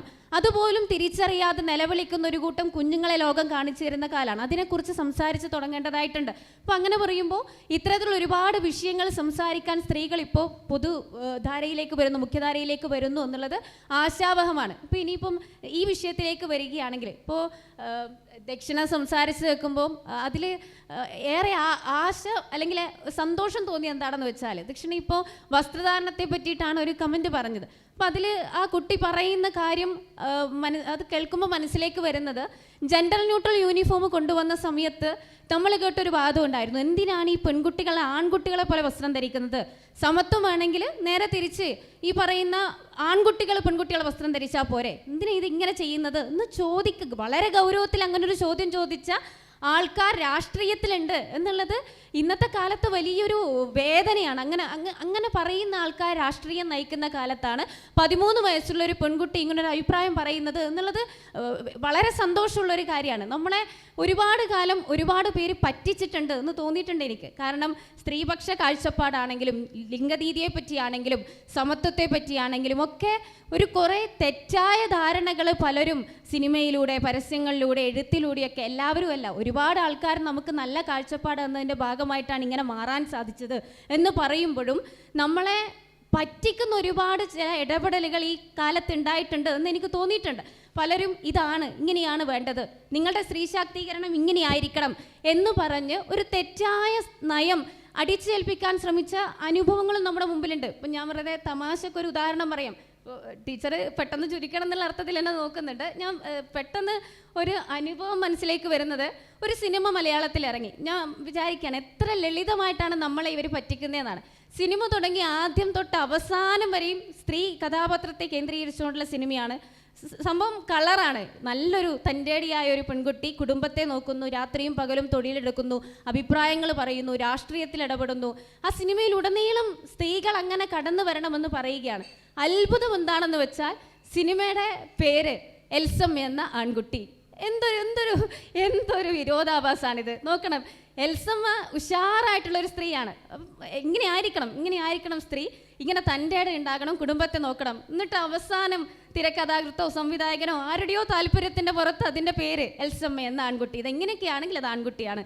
ഇങ്ങനെ കുറേ സാധനങ്ങൾ നമുക്ക് ഇട്ട് തരും. എന്നിട്ട് അവസാനം അവർക്ക് അനുയോജ്യമായിട്ടുള്ളൊരു പൊള്ളയായ ഒരു നയം നമ്മുടെ തലയിലേക്ക് നിറക്കാനുള്ള ഒരുപാട് അനുഭവങ്ങൾ നമ്മുടെ മുമ്പിലുണ്ട്. അതിനെയൊക്കെ അതിജീവിച്ചിട്ടാണ് സ്ത്രീകളിപ്പോൾ എല്ലാ രംഗത്തും കടന്നു വരുന്നത്. ഇപ്പോൾ രാഷ്ട്രീയത്തിലെ സ്ത്രീ സാന്നിധ്യം ഒരിക്കലും ഇന്നത്തെ കാലത്തിനനുസരിച്ചുള്ളതല്ല എന്നത് ഞാൻ ഉറച്ചും വിശ്വസിക്കുന്നു. നേരത്തെയൊക്കെ പറഞ്ഞ അതേ അഭിപ്രായമാണ്. ഇങ്ങനെ പോരാ, ഇതിനേക്കാൾ കൂടുതൽ സ്ത്രീകൾ എല്ലാ തലത്തിലും ഇടപെടാനും സാന്നിധ്യം അതിൻ്റെ ഭാഗമായി അഭിപ്രായം പറയാനൊക്കെ ഉണ്ടാവണമെന്ന് അതൊരു തർക്കമില്ല, അങ്ങനെ ഉണ്ടാവണം. പക്ഷേ ഒരുപാട് മാറ്റം വന്നിട്ടുണ്ട്. അപ്പോൾ അതിൽ സന്തോഷമുള്ളത്, കഴിഞ്ഞ സർക്കാരിൻ്റെ കാലത്ത് നിയമസഭയിൽ ബഡ്ജറ്റ് അവതരിപ്പിക്കുമ്പോൾ തോമസ് ഐസക്കിൻ്റെ ഒരു ഉദാഹരണമുണ്ട്. അത് എനിക്ക് എപ്പോഴും വളരെ പ്രതീക്ഷ നൽകിയിട്ടുണ്ട്. അതായത് സഭയിൽ സ്ത്രീപക്ഷ ബഡ്ജറ്റ് അവതരിപ്പിക്കാൻ തയ്യാറായപ്പോൾ അദ്ദേഹം അന്ന് കുറച്ച് കവിതകൾ പാടിയിട്ടായിരുന്നു ബഡ്ജറ്റ് പ്രസംഗം നടത്തിയത്. അപ്പോൾ ആ പ്രസംഗത്തിൻ്റെ ഇടയിൽ അദ്ദേഹം ഒരു 7ാം ക്ലാസ്സുകാരനോ മറ്റോ എഴുതിയ ഒരു കവിത വായിച്ചുകൊണ്ട് വീട്ടമ്മമാരെ പറ്റി പറയുന്നുണ്ട്.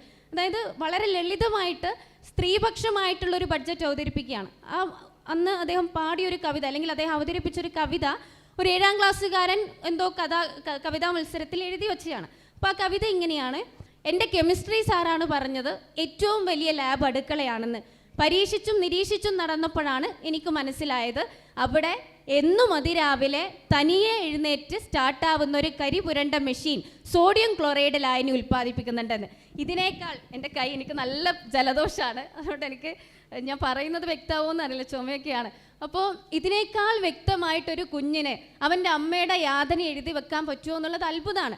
ജീവിതത്തിൽ അന്നോളം കണ്ട പെറ്റമ്മയെ ഒരു യന്ത്ര സമാനമായിട്ട് കുഞ്ഞ് തിരിച്ചറിയുകയാണ്. ഞാൻ ജീവിതത്തിൽ കണ്ടതിൽ വെച്ച് ഏറ്റവും വലിയ യന്ത്രം ഇതാ, എൻ്റെ അടുക്കളയിൽ ഇങ്ങനെ അധ്വാനിച്ച് ഇങ്ങനെ തീരുകയാണ് എന്ന് കുട്ടി എഴുതി വെക്കുകയാണ്. അപ്പോൾ മാറ്റങ്ങൾ ഉണ്ടായിട്ടുണ്ട്, തിരിച്ചറിവുകൾ ഉണ്ടായിട്ടുണ്ട്. ആ തിരിച്ചറിവിൻ്റെ ഭാഗത്തുനിന്ന് നമുക്ക് മുന്നോട്ട് പോകണം.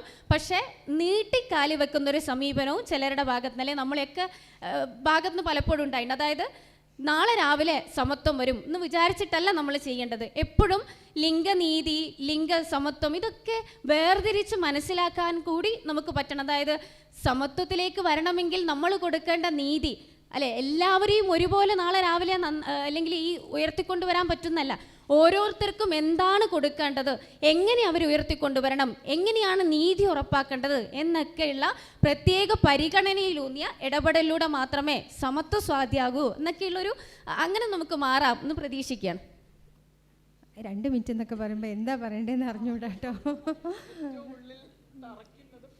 അതെ, നമ്മൾ ഇവിടെ പലരും പറഞ്ഞു ഇവിടെ പുരുഷന്മാർ വേണമായിരുന്നു. ഞാനപ്പോൾ ആലോചിച്ച കാര്യം, പുരുഷന്മാർ മാത്രമുള്ളൊരു വേദിയിലാണെങ്കിൽ അവരൊരിക്കലും പറയില്ല കേട്ടോ ഇവിടെ ഒരു സ്ത്രീ വേണമായിരുന്നു എന്ന്. അതാണ് സ്ത്രീകളുടെ മനസ്സും പുരുഷന്മാരുടെ മനസ്സും തമ്മിലുള്ള വ്യത്യാസം. സ്ത്രീകൾ കുറേ കൂടിയും ഡെമോക്രാറ്റിക്കാണ്, ഇൻക്ലൂസീവാണ്, എല്ലാവരും ഉൾക്കൊള്ളാൻ തയ്യാറാണ്. അതാണ്. മറ്റേതാണെങ്കിൽ ഭയങ്കര എക്സ്ക്ലൂഷനാണ്. നമ്മുടെ സമൂഹം നമ്മൾ കണ്ടുകൊണ്ടിരിക്കുന്നത് അതാണ്. നമ്മൾ മന്ത്രിസഭകളിലാണെങ്കിൽ നോക്കുക, പിന്നെ നമ്മളിപ്പോഴും 33% റിസർവേഷന് വേണ്ടിയിട്ട് വർത്തമാനം പറയാൻ തുടങ്ങിയിട്ട് ദശകങ്ങളായി.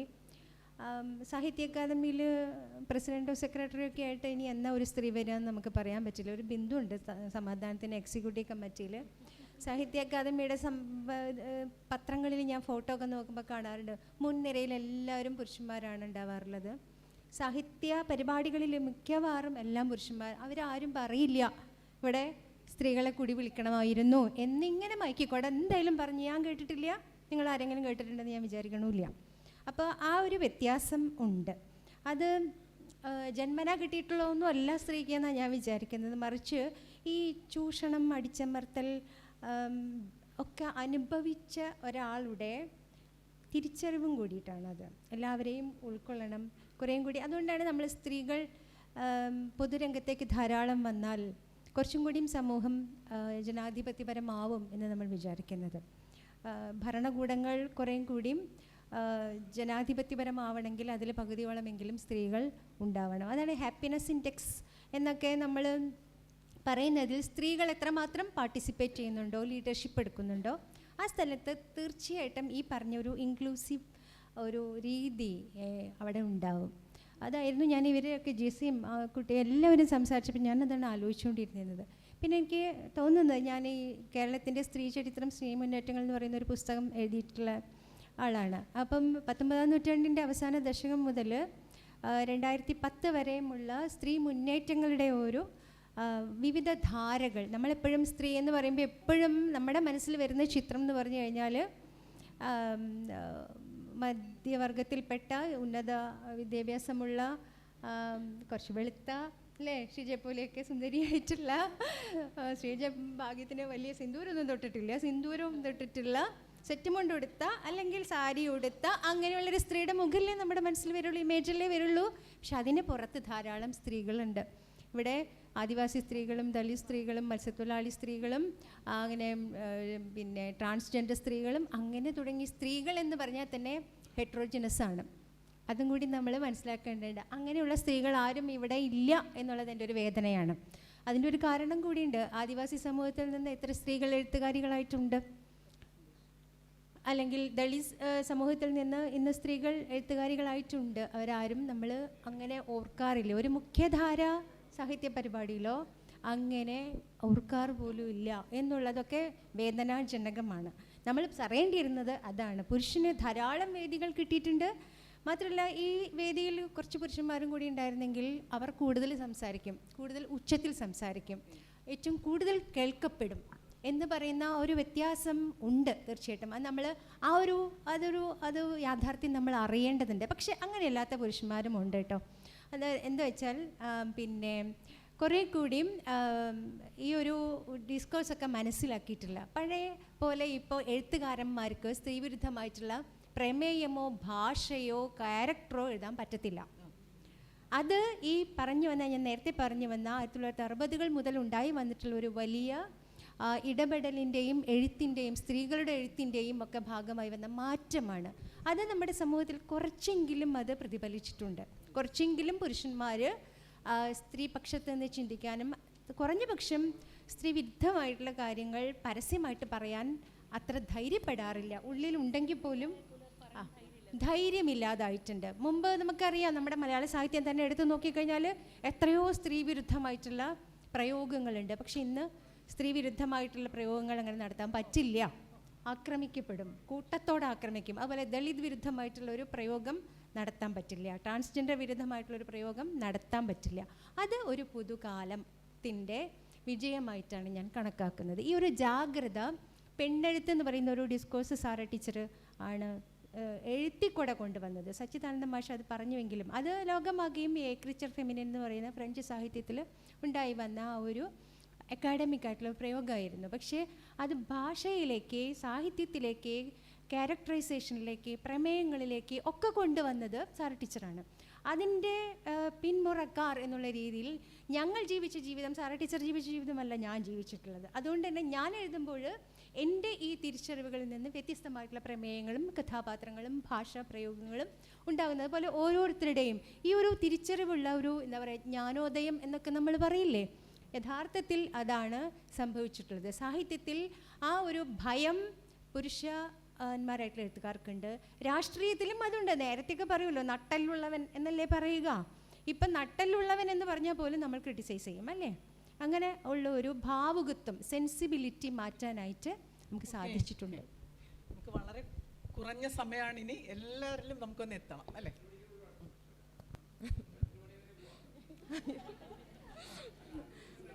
ഇപ്പോൾ സ്ത്രീകൾ സംസാരിക്കുമ്പോൾ അത് കേൾക്കാൻ ആളുണ്ട്, കേൾക്കാൻ കൊള്ളാം. അതെ, എപ്പോൾ തീരും എന്നല്ല ചോദിക്കുന്നത്, നീട്ടാം എന്നാണ് പറയുന്നത്. അപ്പോൾ എന്തായാലും സന്തോഷം. അപ്പോൾ നമ്മൾ സാഹിത്യമായാലും എന്തായാലും നമ്മളുടെ ഒരു പൊതുബോധം എന്ന് പറയുന്ന ഒരു ആണാണ്. ഇപ്പോൾ കവി, സഹൃദയൻ എന്നൊക്കെയുള്ള വാക്ക് ആണിൻ്റേതാണ്, ആണിനെ സൂചിപ്പിക്കുന്നതാണ്. അപ്പോൾ അത് പണ്ട് നൂറ്റാണ്ടുകൾക്ക് മുമ്പാണ് അതൊക്കെ ഉപയോഗിച്ചിരുന്നത്. പക്ഷേ ഇപ്പോഴും അതുതന്നെയാണ് തുടരുന്നത്. പലപ്പോഴും ഞാൻ എപ്പോഴും പല കാര്യങ്ങളിൽ ഇതിൽ തർക്കിച്ചിട്ടുണ്ട് പലരോടും. ഇപ്പോൾ സ്ത്രീകളില്ലാത്ത വേദികൾ, ഇപ്പോൾ ആണുങ്ങളില്ല എന്ന് പറഞ്ഞ പോലെ, അപ്പോൾ ഒന്നുകിൽ നന്ദി പറയാനൊരു സ്ത്രീ ഉണ്ടാവും, അല്ലെങ്കിൽ ഒരു പാട്ട് പാടാനൊരു പ്രാർത്ഥന ചൊല്ലാൻ സ്ത്രീ ഉണ്ടാവും, ബാക്കി അക്കാദമിക് ആയിട്ടുള്ള കാര്യങ്ങളൊക്കെ സംസാരിക്കാൻ ആണുങ്ങളായിരിക്കും. അപ്പോൾ അതിനെക്കുറിച്ച് അവരോട് ചോദിച്ചാൽ അവർ സംഘാടകർ പറയുക, ഞങ്ങൾ ജെൻഡർ നോക്കിയിട്ടല്ല ഈ വിഷയത്തെക്കുറിച്ച് സംസാരിക്കാൻ പറ്റുന്ന ആൾ എന്നുള്ള രീതിയിലാണ് ഇയാളെ ക്ഷണിച്ചത്, ഇന്ന ആളുകളെ ക്ഷണിച്ചത്. അപ്പോൾ എനിക്ക് സംശയം തോന്നി, ഇവരുടെ ദൃഷ്ടിയിൽ ആണുങ്ങൾ മാത്രമാണോ അക്കാദമിക്കായിട്ടൊക്കെ സംസാരിക്കാൻ കെൽപ്പുള്ളവർ? അപ്പോൾ ഈ രീതിയിലുള്ള ഒരു ആൺ മനോഭാവം എല്ലാ രംഗത്തും വളരെ ശക്തമായിട്ടുണ്ട്. അതുകൊണ്ടാണ് സ്ത്രീകൾ ഒഴിഞ്ഞു പോകുന്നത്. അതുകൊണ്ടാണ് ഞാൻ പറയുന്നത്, സ്ത്രീകൾ തലപ്പത്തേക്കും നേതൃനിരയിലേക്കും വേദികളിലേക്കും വരണം. അത് കുട്ടികളും പുതിയ തലമുറ കണ്ടു പഠിക്കണം എന്ന് ഞാൻ പറയുന്നത്. ഇപ്പോൾ പ്രിയയുടെ ഒരു കഥയിൽ ഞാൻ എപ്പോഴും ഓർക്കുന്നതാണ്, വീട്ടച്ഛൻ എന്നുള്ളൊരു പദം ഇല്ലല്ലോ എന്ന് ചോദിക്കുന്നുണ്ട്. അപ്പോൾ അതൊരിക്കലും ഉണ്ടാവില്ല. വീട്ടമ്മ ഉണ്ടാവും, ഉദ്യോഗസ്ഥയായ വീട്ടമ്മ ഉണ്ടാവും, പക്ഷെ ഒരിക്കലും ഉദ്യോഗസ്ഥനായ അല്ലെങ്കിൽ ഒരു വീട്ടച്ഛൻ ഉണ്ടാവില്ല. അങ്ങനെ ഒരു കൺസെപ്റ്റ്, ആ ഒരു സങ്കല്പമേ നമുക്കില്ല. അപ്പോൾ ഒറ്റ കാര്യം കൂടി പറയാൻ സമയം കുറവായതുകൊണ്ട്, ഞാനിപ്പോൾ അടുത്ത് വായിച്ചൊരു പുസ്തകം, മരിയ റോസ ഇവിടെ ഉണ്ടോ എന്ന് അറിയില്ല, നേരത്തെ ഉണ്ടായിരുന്നു. അപ്പോൾ അവരുടെ ഒരു പുസ്തകം, മഠത്തിൽ വിട്ടവൾ മഠം വിട്ടവൾ എന്നുള്ളൊരു പുസ്തകം. 15 വയസ്സിൽ കന്യാസ്ത്രീ മഠത്തിലേക്ക് വിട്ടതാണ്, കന്യാസ്ത്രീ ആവാൻ വിട്ടതാണ്.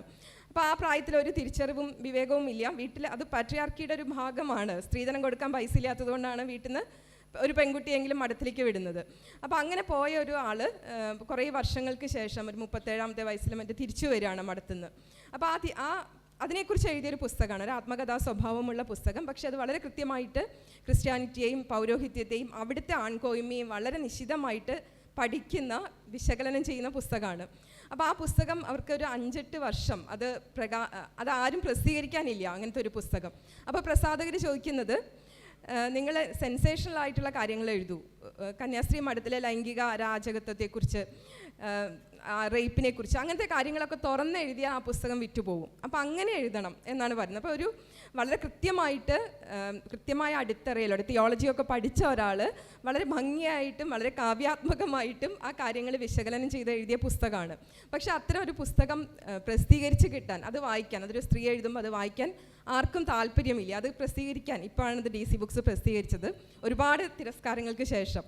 അപ്പോൾ ശരിക്കും അത് ഞാൻ ആലോചിച്ചു, സ്ത്രീകൾ എഴുതുമ്പോൾ എന്തുകൊണ്ട് ഇങ്ങനത്തെ ഈ രീതിയിലുള്ള, ഒന്നുകിൽ അവർ ലൈംഗികതയെക്കുറിച്ച് എഴുതട്ടെ, തുറന്നെഴുതട്ടെ, അപ്പോൾ അത് വായിക്കാം.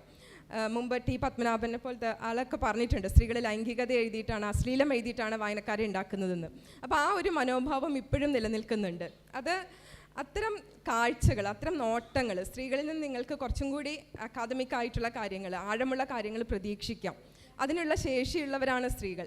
പക്ഷേ ഈ മുൻവിധിയോടെ എപ്പോഴും ഈ ആൺകോയ്മ ഞാൻ തന്നെ പറയുന്നു, ഭൂരിപക്ഷം സ്ത്രീകളാണ് എണ്ണത്തിൽ കൂടുതലെങ്കിലും ഇവിടെ ഭരിക്കുന്നത്, അധികാരം കേന്ദ്രീകരിച്ചിരിക്കുന്നത് പുരുഷന്മാരിലാണ്. അപ്പോൾ അതുകൊണ്ട് തന്നെ നിങ്ങളാണ് മുൻവിധിയോടെ സ്ത്രീകളുടെ എഴുത്തിനെ. ഇപ്പോൾ എൻ്റെ ഒരു സുഹൃത്തായ എഴുത്തുകാരി പറഞ്ഞതാണ്, അവരെ ഒരു ചർച്ചയിൽ അവർ വളരെ പൊളിറ്റിക്കലായിട്ടുള്ളൊരു നോവൽ എഴുതിയിട്ട് അത് ആ രീതിയിൽ തന്നെ ഇംഗ്ലീഷിലൊക്കെ ട്രാൻസ്ലേറ്റ് ചെയ്തത് ചർച്ച ചെയ്യപ്പെടുന്ന സമയത്ത് മലയാളത്തിൽ ഒരു ഡിസ്കഷൻ നടന്നപ്പോൾ ഒരാൾ ചോദിച്ചത്, നിങ്ങൾ കുറച്ചും കൂടി പഠിച്ചിട്ട് ഈ വിഷയം എഴുതണമായിരുന്നു എന്നാണ്. അപ്പോൾ നിങ്ങൾ ഈ നോവൽ വായിച്ചോ എന്ന് ചോദിച്ചപ്പോൾ ഇല്ല, ഞാൻ വായിച്ചിട്ടില്ല, പക്ഷെ നിങ്ങൾ പഠിച്ചിട്ടാണ് ഇത് എഴുതേണ്ടത്, കാരണം ഇത്തരം വിഷയമൊന്നും നിങ്ങൾക്ക് കൈകാര്യം ചെയ്യാൻ എളുപ്പമുള്ളതല്ല. അപ്പോൾ ഈ പൊളിറ്റിക്സ് എന്ന് പറയുന്നത് അത് ഇൻ്റർനാഷണൽ പൊളിറ്റിക്സ് ആയാലും ജെൻഡർ പൊളിറ്റിക്സ് ആയാലും അതൊക്കെ സ്ത്രീകൾ എഴുതുന്നുണ്ട്, അവർക്ക് മനസ്സിലാവുന്നുണ്ട്, അവരെല്ലാ തരം തിരസ്കാരങ്ങളെക്കുറിച്ചും അവർ അറിയുന്നുമുണ്ട്. അപ്പോൾ പലപ്പോഴും ലോകം നിലനിൽക്കുന്നത് സ്ത്രീകളുടെ കരുണയിലാണ്, സ്ത്രീകൾ തുറന്നു പറയാത്തത് കൊണ്ടാണ്, സ്ത്രീകളുടെ നിശബ്ദതയിലാണെന്ന് പറയുന്നത് വെറുതെ അല്ല. അപ്പോൾ എനിക്ക് അതാണ് പറയാനുള്ളത്, സ്ത്രീകൾ ശക്തരാണ്, കരുത്തരാണ്, പക്ഷേ അവർക്ക് കുറച്ചും കൂടി അംഗീകാരം ആവശ്യമുണ്ട്, കാരണം ഇവിടെ ഭരിക്കുന്നത് ആണുങ്ങളായതുകൊണ്ട്.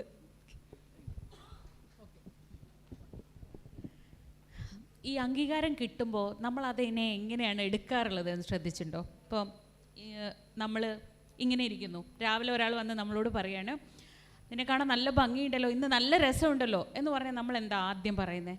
അത് ഈ ഡ്രസ്സിൻ്റെ ആയിരിക്കും. അല്ലെങ്കിൽ നീ ആ ക്ലാസ് നന്നായി ഹാൻഡിൽ ചെയ്തു എന്ന് പറയുമ്പോൾ ഓഡിയൻസ് നല്ലതായിരുന്നു. അങ്ങനെ അപ്രീസിയേഷൻസിനെ ആക്സെപ്റ്റ് ചെയ്യാൻ പോലും, അല്ലെങ്കിൽ അപ്രീസിയേഷൻസിനെ അക്നോളജ് ചെയ്യാൻ പോലും പറ്റാത്ത തരത്തിലാണ്. കാരണം എന്താ? അത് അക്നോളജ് ചെയ്ത് കഴിഞ്ഞാൽ സ്ത്രീ അഹങ്കാരം പറച്ചിലാവും എന്നതാണ് നമ്മുടെ പേടി. അത് യു ലുക്ക് ഗുഡ് എന്ന് പറയുമ്പോൾ താങ്ക് യു എന്നാണ് തിരിച്ചു പറയുന്നതെങ്കിൽ ഓ അത് ശരി. അങ്ങനെ അപ്രീസിയേഷനെ എടുക്കാൻ പോലും പറ്റാത്ത തരത്തിലാണ് നമ്മളെയൊക്കെ ഇങ്ങനെ ഒരു സൊസൈറ്റി രൂപീകരിച്ച് വെച്ചിട്ടുള്ളത്. പക്ഷേ അവിടെ ഞാൻ പറയുന്നത്, നിങ്ങൾക്ക് കിട്ടുന്ന ഇപ്പം ഒരു ടീം നന്നായി ചെയ്തു, ആ ടീം ലീഡർ ഒരു സ്ത്രീ ആണെങ്കിൽ ആ ലീഡറെ അഭിനന്ദിച്ചാൽ പറയുക, ഉടൻ അവർ പറയുക എൻ്റെ ടീം എന്നെ നന്നായി സപ്പോർട്ട് ചെയ്തു എന്നാണ്. അല്ല, ഞാൻ നന്നായി ലീഡ് ചെയ്തു എന്ന് പറയാൻ പറ്റുന്ന തരത്തിൽ നമ്മളൊക്കെ മാറുന്നിടത്താണ് യഥാർത്ഥ ശാക്തീകരണം ഉണ്ടാവുക എന്നാണ് ഞാൻ വിശ്വസിക്കുന്നത്. അത് നമുക്ക് എടുക്കാൻ പറ്റണം. കാരണം വി ഡിസേർവ് ദാറ്റ്. ഈ പുതുകാലത്ത് നമ്മൾ ആദ്യം പഠിക്കേണ്ടത് നമ്മൾ ഇതൊക്കെ അർഹിക്കുന്നുണ്ട് എന്ന ആ തിരിച്ചറിവ് തന്നെയാണ്. അങ്ങനെ നമ്മളൊരു പൊസിഷനിലെത്തി എന്ന് വിചാരിക്കും, വളരെ പെട്ടെന്ന് തന്നെ അത് പറഞ്ഞു തീർക്കാം. പൊസിഷനിലെത്തുമ്പോൾ നമ്മൾ ആദ്യം ചെയ്യുന്നത് എന്താണ്? ഈ എൽസമ്മ എന്ന ആൺകുട്ടിയെ പോലെ, അല്ലെങ്കിൽ നമ്മൾ കണ്ടിട്ടുള്ള പലരെയും പോലെ നമ്മൾ ആദ്യം ചെയ്യുന്നത് നമ്മളൊരു പുരുഷനെ പോലെ ആവാൻ ശ്രമിക്കുകയാണ്. ഒരു സ്ത്രീയെ പോലെ ആവാൻ നമ്മൾ ഒരിക്കലും ശ്രമിക്കില്ല. നമ്മളൊരു ലീഡർഷിപ്പ് റോളിൽ എത്തിക്കഴിഞ്ഞാൽ, ഒരു മന്ത്രി ആവട്ടെ, നിങ്ങൾക്ക് അറിയാവുന്ന ലീഡേഴ്സിനെ മുഴുവൻ ആലോചിച്ചോളൂ. ഒരു മന്ത്രി ആവട്ടെ, അല്ലെങ്കിൽ ഏത് ഒരു IPS ഓഫീസർ ആവട്ടെ, ഒരു IAS ഓഫീസർ ആവട്ടെ, എവിടെ എത്തുമ്പോഴും നമ്മൾ ആദ്യം ശ്രമിക്കുന്നത് എങ്ങനെയൊക്കെയാണോ നമ്മൾ കണ്ടിട്ടുള്ള പുരുഷൻ്റെ വാർപ്പ് മാതൃക എന്തൊക്കെയാണോ ആ ഉടുപ്പിടാനാണ് നമ്മൾ ആദ്യം ശ്രമിക്കുക. അല്ല, നമുക്ക് വേണ്ടത് നമ്മുടെ പെൺമയുടെ, നമ്മുടെ ഏറ്റവും വലിയ കരുത്തായ ഫെമിനിനിറ്റിയുടെ ഉടുപ്പാണ് നമുക്ക് വേണ്ടത്. ദ കോൺഫിഡൻസ് കോഡ് എന്ന് പറഞ്ഞിട്ടൊരു ബുക്കുണ്ട്. അത് എഴുത്തുകാരുടെ പേരൊക്കെ ഓർമ്മിക്കാൻ ഞാൻ അല്പം മോശമാണ്. ഞങ്ങൾ ജേർണലിസ്റ്റുകൾക്കുള്ളൊരു ഗുണം എന്താ വെച്ചാൽ ഞങ്ങൾക്ക് നോക്കിയൊക്കെ വായിക്കാമല്ലോ. കാറ്റി കെയും ക്ലെയർ ഷിപ്മാൻ രണ്ടുപേര് ചേർന്ന് എഴുതിയൊരു ബുക്കാണ് ഈ കോൺഫിഡൻസ് കോഡ്. അതിൽ പറയുന്നുണ്ട്, ഒരു സ്ത്രീ ഏറ്റവും ശക്തിയാവുന്നത് അവളുടെ ഫെമിനിനിറ്റിയിൽ. അതോടൊപ്പം പുരുഷനിൽ നിന്ന് നിങ്ങൾക്ക് എടുക്കേണ്ട കുറച്ച് ക്വാളിറ്റീസൊക്കെ എടുക്കാം, പക്ഷേ സ്ത്രീ അവളുടെ ഏറ്റവും മികച്ച ക്വാളിറ്റിയായ 2-3 കാര്യങ്ങൾ പറയുന്നുണ്ട്. ആ 2-3 കാര്യങ്ങൾ എന്ന് പറയുന്നത് aggression, assertiveness and confidence as male qualities, and collaboration, process orientation, persuasion and humility. ഇതാണ് നമ്മൾ സ്ത്രീകളുടെ ക്വാളിറ്റീസ്. ഇതൊക്കെ ഒന്നിച്ച് സമഞ്ജസമായി വയ്ക്കുമ്പോഴാണ് നമ്മൾ ഏറ്റവും സക്സസ്ഫുള്ളായ ലീഡേഴ്സ് ആവുന്നതെന്നാണ്. അപ്പോൾ നമുക്ക് നമ്മുടെ ഫെമിനിനിറ്റിയെ തന്നെ എംബ്രേസ് ചെയ്യാം. നമുക്ക് ഏറ്റവും അഭിമാനിക്കാനുള്ളത് നമ്മുടെ സ്ത്രീ എന്ന വ്യക്തിത്വമാണ് എന്നതിൽ ഒരു സംശയമില്ല. ഈ പുതുകാലത്ത് നമ്മൾ അത് കുറച്ചുകൂടെ ഓർക്കണം എന്ന് തോന്നുന്നു.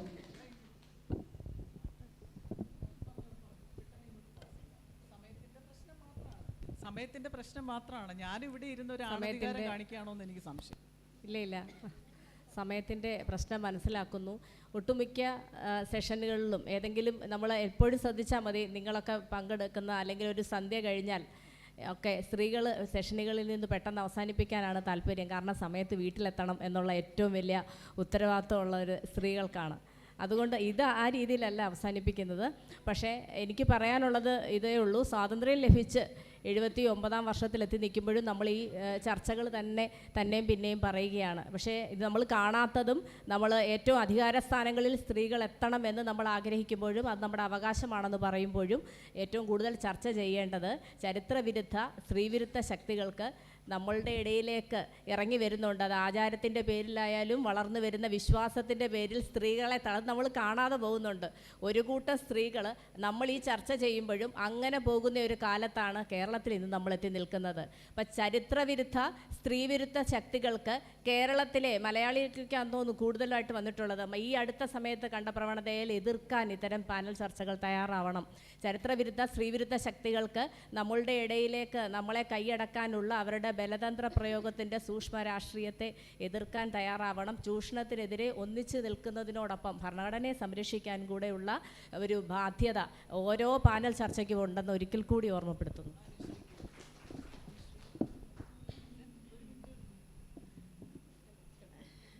ഒറ്റ മിനിറ്റ് കൊണ്ട് പറഞ്ഞു തീർക്കാനുള്ളതൊന്നും എനിക്ക് തീർച്ചയായിട്ടും ഈ നേരത്തെ പറഞ്ഞതുപോലെ അരാഷ്ട്രീയത വർദ്ധിച്ചു വരുന്നുണ്ട്. എനിക്ക് തോന്നുന്നു അരാഷ്ട്രീയതയും സ്ത്രീവിരുദ്ധതയൊക്കെ ഈ മുതലാളിത്തം ഉണ്ടാക്കുന്ന ഒരു പ്രവണതകളാണ്. അതൊക്കെ അവരുടെ താല്പര്യത്തിനനുസരിച്ച് സമൂഹത്തെ തയ്യാറാക്കുന്നതിന് വേണ്ടിയിട്ടാണ്. അപ്പോൾ അതൊരുപാട് സ്വാധീനിക്കുന്നുണ്ട്. ക്യാമ്പസുകളിലൊക്കെ ഈ പറഞ്ഞതുപോലെ നമ്മളിങ്ങനെ ആവേണ്ടവരാണ് എന്ന ബോധ്യം പോലും ഇല്ലാതെ ഒരുപാട് ആൾ നമ്മുടെ ഇടയിലുണ്ട്, സ്ത്രീകളുണ്ട്. അതായത് ഈ പറയുന്ന നമ്മൾ ഈ ഇത്രയും സ്ത്രീകൾ അല്ലെങ്കിൽ ഇത്രയും ആൾക്കാർ വന്നിരുന്നിട്ട് ഈ മാറ്റങ്ങളെക്കുറിച്ച് ഈ മുന്നേറ്റത്തെക്കുറിച്ച് പറയുമ്പോൾ ഇതൊന്നും അർഹിക്കുന്നവരല്ല ഞങ്ങൾ എന്ന് വിശ്വസിക്കുന്ന ഒരു വലിയ വിഭാഗമുണ്ട്. അവരെ തിരുത്തുക, അവരെ ബോധ്യപ്പെടുത്തുക എന്നുള്ളത് വലിയൊരു പ്രയത്നമാണ്. നമുക്ക് വിഷമം തോന്നും ചിലപ്പോഴൊക്കെ, നമുക്ക് അവരെ ബോധ്യപ്പെടുത്താം ഇങ്ങനെ കഴിയേണ്ടവരല്ല നിങ്ങൾ ഇതിനെതിരെ സംസാരിക്കേണ്ടവരാണെന്ന് അങ്ങോട്ട് പറഞ്ഞു കൊടുക്കുമ്പോൾ പോലും അല്ല, ഇത് ഞങ്ങൾ ഇങ്ങനെയൊക്കെയാണ്, ഞങ്ങൾക്ക് ഇങ്ങനെയൊക്കെയാണ് വേണ്ടത്, അതിപ്പോൾ എന്താ പ്രശ്നം എന്ന് ഇങ്ങോട്ട് ചോദിക്കുന്നത് കാണുമ്പോൾ നമുക്ക് വിഷമം തോന്നും. എങ്ങനെയാണ് ഇവരെ ഈ കാലത്തും മാറ്റുക എന്നുള്ളത്. നേരത്തെ പറഞ്ഞതുപോലെ സ്വാതന്ത്ര്യം കിട്ടിയിട്ട് 79ാമത്തെ വർഷം നിന്നിട്ട് അർദ്ധ പൗരാവകാശം മാത്രമുള്ളൊരു വിഭാഗമായിട്ട് നമ്മളിങ്ങനെ ഒതുങ്ങുകയാണ്. എങ്ങനെയാണ് നമ്മൾ ഇവരെ മാറ്റുക എന്നുള്ളത് ഒരു വലിയ ടാസ്ക്കാണ്. അപ്പോൾ അതിനെ മാറ്റാൻ രാഷ്ട്രീയം അതിൻ്റെ ഭാഗമായി ഇടപെടും. അത് ഏത് രാഷ്ട്രീയം ആയിക്കോട്ടെ. ഇപ്പം നമുക്കൊക്കെ അഭിപ്രായ വ്യത്യാസങ്ങളുണ്ടാവും. അഭിപ്രായം ഉണ്ടാകുക, നിലപാടുണ്ടാകുക, വിയോജിപ്പുണ്ടെങ്കിൽ പറയുക, അതിനെ ഏറ്റവും നന്നായിട്ട് കൈകാര്യം ചെയ്യുക, പ്രതിരോധിക്കുക എന്ന രീതിയിൽ കുറച്ചുകൂടി നന്നായിട്ട്. ഇപ്പോൾ സ്വാതന്ത്ര്യത്തെക്കുറിച്ച് പറഞ്ഞുകൊണ്ടാണ്, വായുവിൽ വിഷം നിറയുന്ന കാലത്ത് ശ്വസിക്കാനുള്ള സ്വാതന്ത്ര്യം മരിക്കാനുള്ള സ്വാതന്ത്ര്യമാണെന്നുള്ളൊരു വരിയുണ്ട്. അതായത് അങ്ങനെ ഒരു കാലത്ത് പിന്നെ ശ്വസിക്കുക എന്ന് പറഞ്ഞാൽ മരിക്കാനുള്ള അനുവാദമാണ്. നിങ്ങൾ ജീവിച്ചോ എന്ന് പറഞ്ഞാൽ അത് നിങ്ങൾക്ക് മരിക്കാനുള്ള അനുവാദത്തിന് സമാനമാണ്. അപ്പോൾ ചുറ്റുപാടുകളാണ് നമ്മളിങ്ങനെ ആക്കുന്നത്. അപ്പോൾ ചുറ്റുപാടിനെ ഏറ്റവും നന്നായി ക്രമീകരിക്കേണ്ടത് നമ്മുടെ വ്യക്തിപരമായിട്ട് താല്പര്യത്തിന് വേണ്ടിയിട്ട് മാത്രമല്ല, അതൊരു സമൂഹത്തിന് വേണ്ടിയിട്ടാണെന്നുള്ള കൂട്ടുത്തരവാദിത്വത്തോടു കൂടി നമുക്ക് പ്രയത്നിക്കാമെന്നാണ് സൂചിപ്പിക്കുക.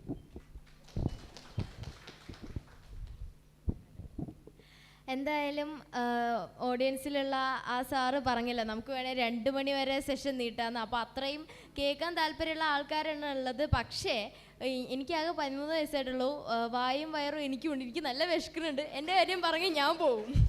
അതായത് നമുക്ക് എല്ലാവർക്കും വിശക്കുന്നുണ്ട്. അപ്പോൾ അതുകൊണ്ട് എൻ്റെ കാര്യം പറഞ്ഞാൽ ഞാൻ പോകും. എനിക്ക് ആകെ 2 കാര്യം പറയാം. ഒന്ന് സ്ത്രീ സൗന്ദര്യം. എനിക്കെന്ന് വെച്ചാൽ ഒരുപാട് ബോഡി ഷേമിങ് നേരിട്ടുണ്ട്. ഒരുപാടെന്ന് വെച്ചാൽ ഒരുപാട്. ഞാൻ തടിച്ചതിൻ്റെ പേര്, ഞാൻ കറുത്തതിൻ്റെ പേര്. ഈ തടി എന്ന് വെച്ചാൽ ഞാൻ എന്താ പറയുക, എനിക്കിഷ്ടത്തിന് ഞാൻ ഫുഡ് കഴിക്കുന്നു, എൻ്റെ അമ്മയച്ഛനും വാങ്ങിത്തരുന്ന പൈസ കൊണ്ട് ഞാൻ കഴിക്കുന്നു, അല്ലാതെ വേറെ ആരുടെയും ചിലവിനല്ല ഞാൻ വെട്ടി വിഴുങ്ങുന്നത്. അപ്പോൾ അതുകൊണ്ട് തന്നെ എൻ്റെ തടിയെക്കുറിച്ച് ബാക്കിയുള്ളവർക്ക് പറയേണ്ട ഒരു അവകാശമില്ല. എന്നിട്ടും അവരെന്നെ വീണ്ടും പറയാൻ വന്നിട്ട്. കുറച്ച് കാലം മുമ്പ് ഞാൻ അവരുടെ മുമ്പിൽ എന്താ പറയുക, മുല്ലപ്പെരിയാർ ഡാം തുറന്നു വിട്ട പോലെ ഞാൻ കരയുമായിരുന്നു. പക്ഷേ ഞാൻ ഇപ്പോൾ കരയും. ഞാൻ തിരിച്ച് പറയും. അവരുടെ എന്ത് കാര്യമാണോ ഞാൻ അത് വച്ച് തിരിച്ച് ഞാൻ പറയും. തിരിച്ച് പറയാനുള്ള ശക്തി എൻ്റെ നാക്കിന് ഇപ്പോൾ ഉണ്ട്. അതേപോലെ തന്നെ കളറ്, ഞാൻ കറുത്തത് എൻ്റെ കുറ്റമല്ല. അപ്പോൾ അതുകൊണ്ട് തന്നെ കറുപ്പിൻ്റെ കാര്യം ഞാൻ തിരിച്ചു പറയും. ഇപ്പോൾ എന്താ പറയുക, ഏകദേശം എല്ലാത്തിലും ഇപ്പോൾ സ്കിൻ വൈറ്റനിങ് ക്രീം അങ്ങനെ ഒരു സാധനം ഞാൻ ആമസോണിൽ നോക്കുമ്പോൾ എപ്പോഴും കാണും. ഞാൻ ഇങ്ങനെ നോക്കണം, സ്കിൻ വൈറ്റനിങ് ക്രീമോ, ഇതിൻ്റെ ആവശ്യം എന്താണ്? ആക്ച്വലി ഇതിപ്പോൾ എല്ലാ സ്ഥലത്തും ഇതേപോലെ സ്ത്രീ സൗന്ദര്യം എന്ന് വെച്ചാൽ വെളുത്തിട്ടാണ്. ഇപ്പോൾ നേരത്തെ മാം പറഞ്ഞില്ലേ, എന്താ പറയുക, ശ്രീജയെ പോലെ വെളുത്ത് സുന്ദരിയായ സെറ്റുമുണ്ടെടുത്ത വെളുത്തു സുന്ദരിയായ എന്നുള്ള വാക്ക്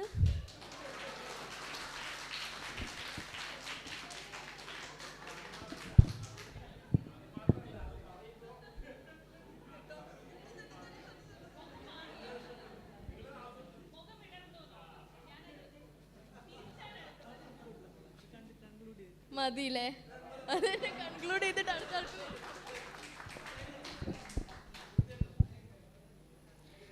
ഈ ഒരു ചർച്ചയ്ക്ക്, പെൺമയുടെ പുതുലോകം എന്ന ചർച്ചയ്ക്ക് ഒരു അർത്ഥമുണ്ടായത് എന്ന് എനിക്ക് തോന്നുന്നത്, ആ സാറിൻ്റെ പേരെനിക്കറിയില്ല, സാറ് പറയുന്നുണ്ട് സംസാരിച്ചോളൂ, എന്താ 2:30 വരെ ഉണ്ടല്ലോ ഇത്. ആ ഒരു വാക്ക് തന്നെയാണ് സ്ത്രീകൾക്ക് നൽകുന്ന ഏറ്റവും വലിയ അംഗീകാരം എന്ന്, അല്ലെ പ്രോത്സാഹനം. നിങ്ങളുടെ വാക്ക് കേൾക്കാൻ അല്ലെങ്കിൽ നിങ്ങളുടെ ശബ്ദം കേൾക്കാൻ ഞങ്ങളുണ്ട് എന്നുള്ളൊരു ഇതിൽ തന്നെ മനുഷ്യൻ എന്ന പദത്തിന് വലിയ പൂർണ്ണത ഉണ്ടാകുന്നു എന്ന് ഞാൻ വിശ്വസിക്കുകയാണ്.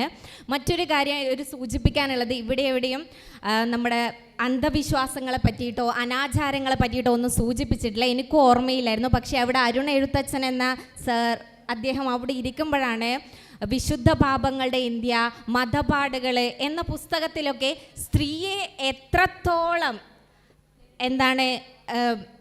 എന്താ ആ വാക്കുകളൊന്നും എനിക്കറിയില്ല. കാരണം ഞാൻ ആ പുസ്തകം വായിച്ചിട്ട് ഒരുപാട് നേരം നിശബ്ദമായിരുന്നിട്ടുണ്ട്. കാരണം അക്ഷരങ്ങൾക്ക് അത്രയും വലിയൊരിതുണ്ട്.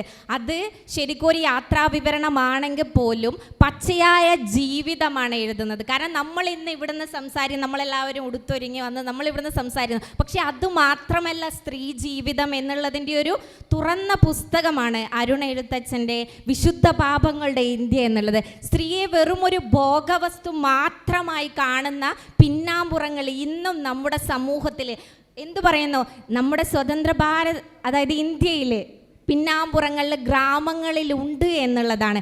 അവിടെ ദേവദാസി സമ്പ്രദായത്തിലൊക്കെ ആരാണ് ഇതാവുന്നത്? സ്ത്രീകളാണ്. അവിടെ എന്താണ്, അവിടെ സ്ത്രീയെ പക്ഷേ സ്ത്രീകളെ പറ്റി പറഞ്ഞിട്ട് കാര്യമില്ല. അവരെ സംബന്ധിച്ചിടത്തോളം എന്താണ്, അവർക്ക് വിദ്യാഭ്യാസമില്ല, അവർക്ക് ഒരു നേരത്തെ വിശപ്പടങ്ങണം എന്ന് മാത്രമേ ഉള്ളൂ.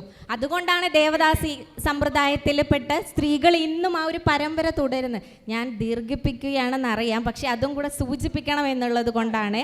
ഒരുപാട് സന്തോഷം. കാരണം നിറഞ്ഞ സദസ്സ് കാണുമ്പോൾ തന്നെ നിങ്ങൾക്ക് കേൾക്കാൻ അല്ലെങ്കിൽ ഞങ്ങളെ ശബ്ദം കേൾക്കാൻ നിങ്ങൾ ഇഷ്ടപ്പെടുന്നു, അല്ലെങ്കിൽ ഒരു മാറ്റത്തിൻ്റെ ഒരു വഴിവിളക്ക്. ആദ്യം തന്നെ ബിന്ദു മാം സൂചിപ്പിച്ചിട്ടുണ്ട് ഇവരുടെയൊക്കെ ഉള്ളിൽ എന്തോ ഒരു പ്രകാശമുണ്ടെന്ന്. ഞാനതിനെ ഒരു തിരുത്തലല്ല, ഒന്നുകൂടെ സൂചിപ്പിക്കുന്നത്, ഇവിടെ ഇരിക്കുന്ന ഓരോരുത്തരുടെ ഉള്ളിലും ഒരു പ്രകാശമുണ്ട്. ആ പ്രകാശത്തെ നിങ്ങൾ കണ്ടെത്തുക, എന്നിട്ട് നമ്മളെപ്പോലെ നിങ്ങളും ശബ്ദിക്കുക. മറ്റൊരു കാര്യം, വോൾഗ എന്ന ഒരു എഴുത്തുകാരിയുണ്ട്, ബോംബൂരി ലളിതകുമാരി എന്നുള്ള തെലുങ്ക് എഴുത്തുകാരിയുടെ സ്വേച്ഛ എന്നൊരു പുസ്തകമുണ്ട്. അതിൽ സ്വന്തം ഇച്ഛ, സ്വേച്ഛ എന്ന പുസ്തകത്തിന് ആ ഒരു പേര് നൽകിയപ്പോൾ പോലും ആ കാലഘട്ടത്തിൽ അവിടെ വളരെ വലിയ വിപ്ലവാത്മകമായിട്ടുള്ള പ്രതിഷേധമായിരുന്നു. എന്തിനെ, മാറ്റത്തിന് വേണ്ടിയിട്ടല്ല, എന്തിനാ പേരിട്ടു എന്ന്.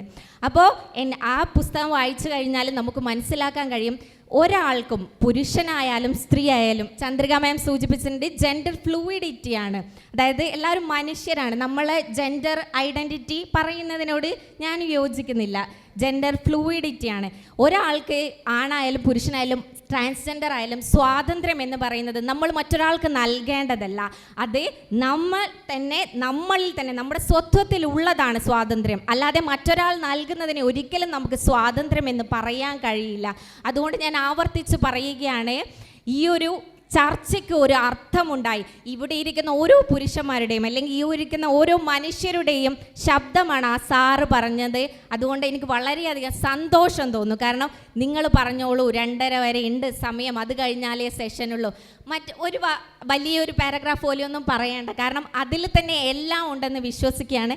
എന്നെ ക്ഷമിച്ച എല്ലാവർക്കും നന്ദിയും കൂടെ പറയുന്നു. നമ്മൾക്ക് പറഞ്ഞാൽ തീരില്ല, നമ്മൾ പറയാൻ ശ്രമിക്കുന്നതേ ഉള്ളൂ, അവസാനിക്കില്ല. അതുകൊണ്ടാണ് ഞാൻ തുടക്കത്തിൽ പറഞ്ഞത് കൺക്ലൂഷൻ ഇല്ലാത്ത ഒരേ ഒരു സെഷൻ ഇതായിരിക്കും.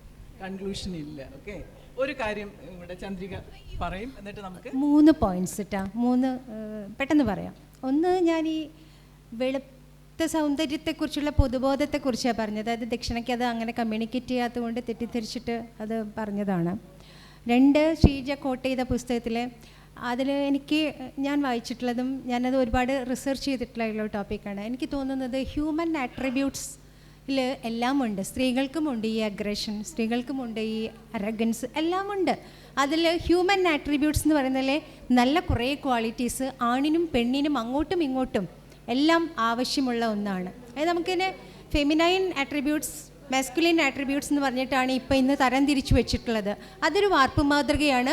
അതിനെ ബ്രേക്ക് ചെയ്യുകയും നല്ലതെല്ലാം ആണും പെണ്ണും എല്ലാവരും എല്ലാ ജെൻഡറിലും പെട്ടവർ എടുക്കുക എന്നുള്ളതാണ്. പിന്നെ 3ാമത്തെ കാര്യം, ഞാനിവിടെ ഇരിക്കുമ്പോൾ ആലോചിച്ചത്, നമ്മളിപ്പോൾ ഡൊമസ്റ്റിക് വയലൻസിൽ ആത്മഹത്യ ചെയ്യപ്പെട്ടിട്ടുള്ള കുഞ്ഞുങ്ങളുമായി ആത്മഹത്യ ചെയ്യുന്ന സ്ത്രീകളുടെ കുറേ കഥകളല്ല യാഥാർത്ഥ്യങ്ങൾ. ഈ വർഷം തന്നെ 13 പെൺകുട്ടികൾ, സ്ത്രീകൾ, കുഞ്ഞുങ്ങളൊക്കെ ആയിട്ട് ആത്മഹത്യ ചെയ്തു കഴിഞ്ഞു. അപ്പോൾ പുതിയ കുട്ടികൾ, എൻ്റെ മകളൊക്കെ പറയുന്നത് ഞാൻ കല്യാണം കഴിക്കണോ, കല്യാണം കഴിച്ച കുട്ടി വേണോ എന്ന് പറയുന്ന ഈ പുതിയ ജെൻസിയിൽ പെട്ടിട്ടുള്ള കുട്ടികളെല്ലാം കല്യാണത്തെക്കുറിച്ചും കുടുംബത്തെക്കുറിച്ചും കുട്ടികളെക്കുറിച്ചും ഒക്കെ വളരെ ആകുലത ഉള്ളവരാണ്. ആ യാഥാർത്ഥ്യം സമൂഹം അറിയേണ്ടതുണ്ട്. പ്രിയമുള്ളവരെ, നമുക്ക് നമ്മുടെ ഈ കുട്ടിക്ക് ഒറ്റ സെക്കൻഡ് ഒന്നെന്ന് എണ്ണിയപ്പോൾ കഴിഞ്ഞുപോയി.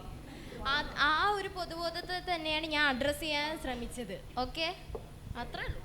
എന്താണെന്നറിയോ, നിങ്ങൾ പിന്നെ ഇവിടെ ഇരിക്കുന്ന ആളുകളുടെ ഒരു എന്ന് പറഞ്ഞാൽ നമുക്ക് ഇതൊക്കെ എത്ര നാൾ പറഞ്ഞാലും സമയം പറഞ്ഞാലും തീരില്ല, അവസാനിക്കില്ല. ഡിബേറ്റാണ് ഇത്, തുടരണം. ഇതുപോലുള്ള വേദികൾ കിട്ടണം, ഒരുങ്ങണം. അത് സ്ത്രീകൾ മാത്രമായാൽ അങ്ങനെ, എല്ലാ ജെൻഡേഴ്സും വന്നാൽ അങ്ങനെ പറയുന്നത് എന്താണ്, ഈ അധികാരങ്ങളോടും വ്യവസ്ഥിതിയോടുമുള്ള നമ്മുടെ നിരന്തരമായ പോരാട്ടം നിലയ്ക്കുന്നില്ല എന്നാണ് ഈ ഇരിക്കുന്ന പാനലിസ്റ്റുകളെല്ലാം നിങ്ങളോടും നമ്മളോട് സംവദിച്ചത്. ചർച്ചയിൽ വളരെ സജീവമാക്കി നിർത്താൻ നമ്മളെ സഹായിച്ച എല്ലാവർക്കും നന്ദി. ഓക്കെ, വീണ്ടും.